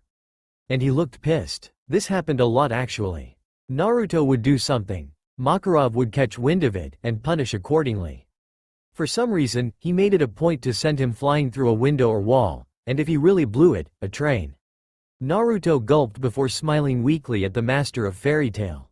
Hey Gramps. Naruto Dragneel greeted. I was about to leave, so. This only served to make the old man even angrier as he growled. Where do you think you're going? Out. I'm going to find Red. He answered, meeting the guild master's eyes questioningly. Naruto, he said with barely controlled rage, you may be an S-class wizard, but you are far too young to go on such journeys. He calmed down as he spoke, but the fire in his eyes didn't die. Red isn't your friend. It's time you understood that. The blonde didn't respond. For all his spirit, his face hardened. Oh, that's what this was about. It's an unworthy cause for you. You could be doing so much more, like perfecting your new technique. Going out on some ludicrous journey to solve a problem that could just as easily be solved right now. Except that Red is nothing more than your imagination in magic form. Once you do that, you can move on. Do you understand, Naruto? The master was now nose to nose with the younger man, standing on the table to do so. The rest of the guild was watching the scene now, stopping mid-conversation. The guild listened for the blonde's response. He didn't know how to. Naruto could feel their stares and hear their soft whispering. He spared a glance at them, who darted their eyes. He knew what that meant. They felt the same way. His guild mates no, his family didn't believe him. They thought what Makarov did. That red was a manifestation of Dragon Slayer magic. Nothing more than a boy's glorified imagination. Red isn't real. Stop deluding yourself into some fantasy. Do you understand? Makarov Drayar was looking at Naruto like he was nothing more than a problem, but Naruto smelled something else. Something like regret. The boy may not know much, but he knew what it was taking for his grandfather figure to say this. He was intentionally trying to convince one of his children to give up on a goal, the complete opposite of what he had said many times before. The old man must truly think Naruto was getting into something bad.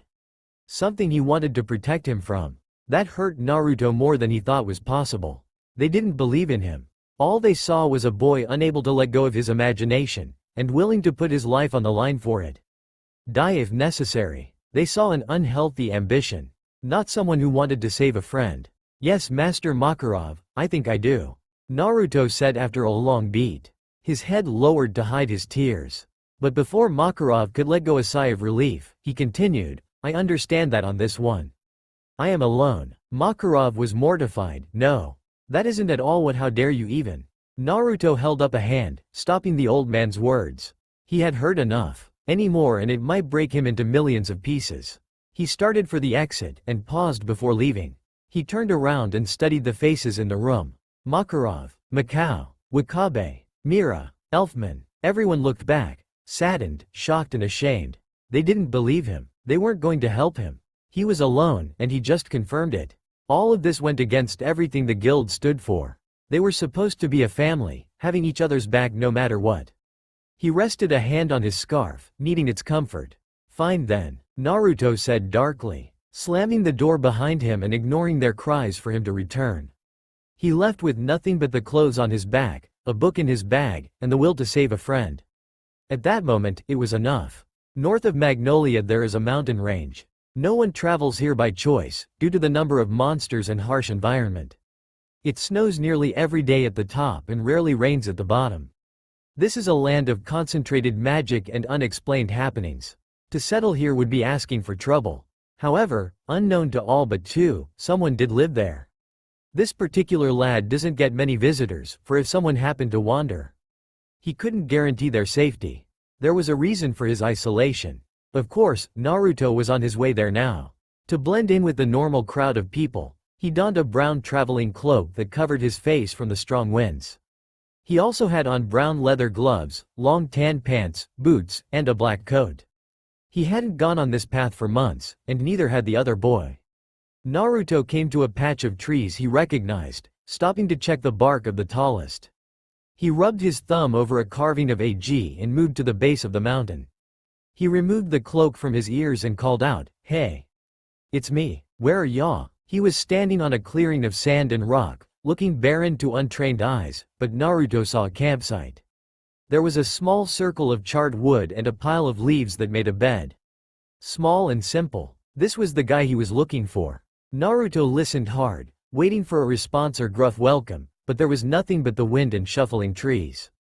This wasn't that unusual. The boy he knew was disturbed. He had a burden that no one should have to bear. But a deal was a deal. "Gaara, I know you're here." Naruto grumbled, scanning the trees again. A rustle and a muffled sigh finally answered. Someone appeared from behind a rock. "Naruto," a gravelly voice said coldly. The blonde turned and grinned. "So, what's new?" he said cheerfully and moved closer to the other boy. "Wow, you got taller. But not taller than me." Gaara rolled raccoon-like eyes. His torn red cloak rested loosely on his shoulders and his gray shirt peeked out underneath. "What do you want?" Naruto pouted comically. "Really?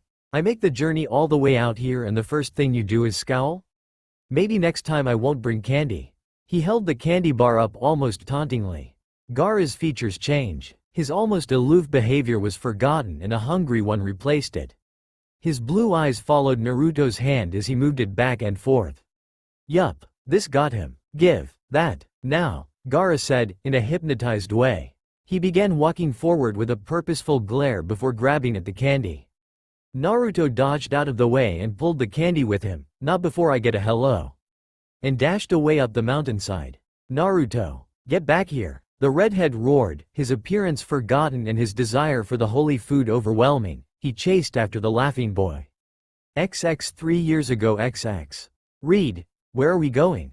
A grumpy Naruto whined. He was seated atop the fox, Natsu trailing beside them, a little happy on his head. Shut up, I have to check something out. Naruto huffed and crossed his arms. Really, all he wanted to do was go home after the day they'd had. Actually, it was more like a week of non-stop missions. Natsu was saving up for a house. And of course Naruto had to help. It was a pain in the butt for the younger boy, who in all honesty, just wanted to goof around at the Guildhall all day. If it hadn't been his only older brother who asked. The pink-haired dragon slayer sniffed the air suddenly. Hey, you smell that? Naruto took a deep breath in, then tilted his head. Smoke. Hey, I thought you said nobody lived here.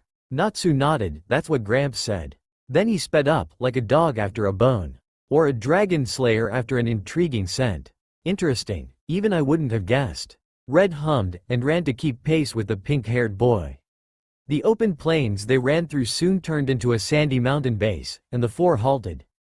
There, standing not 10 feet from them, was a black demon. And it reeked. The slayers' sensitive noses were nearly fried and they recoiled. What the heck is that? Naruto gawked. It was like a pile of sludge, constantly changing form and about 50 feet high, a house across. Glowing red eyes peered at them from the black-brown goo, almost with mirth. While anyone who took off and never came back wouldn't be called cowardly in this situation, I think it can be assumed what the brothers decided to do. Who cares? I think it's flammable. Natsu grinned and extended his right arm to light it on fire. The orange flames danced excitedly, mirroring their master's mood. Naruto wasn't as certain. Natsu, it hasn't even done anything yet. We can't just. Gora! The thing seemed to utter a battle cry as it sprouted arms and flung them at Naruto.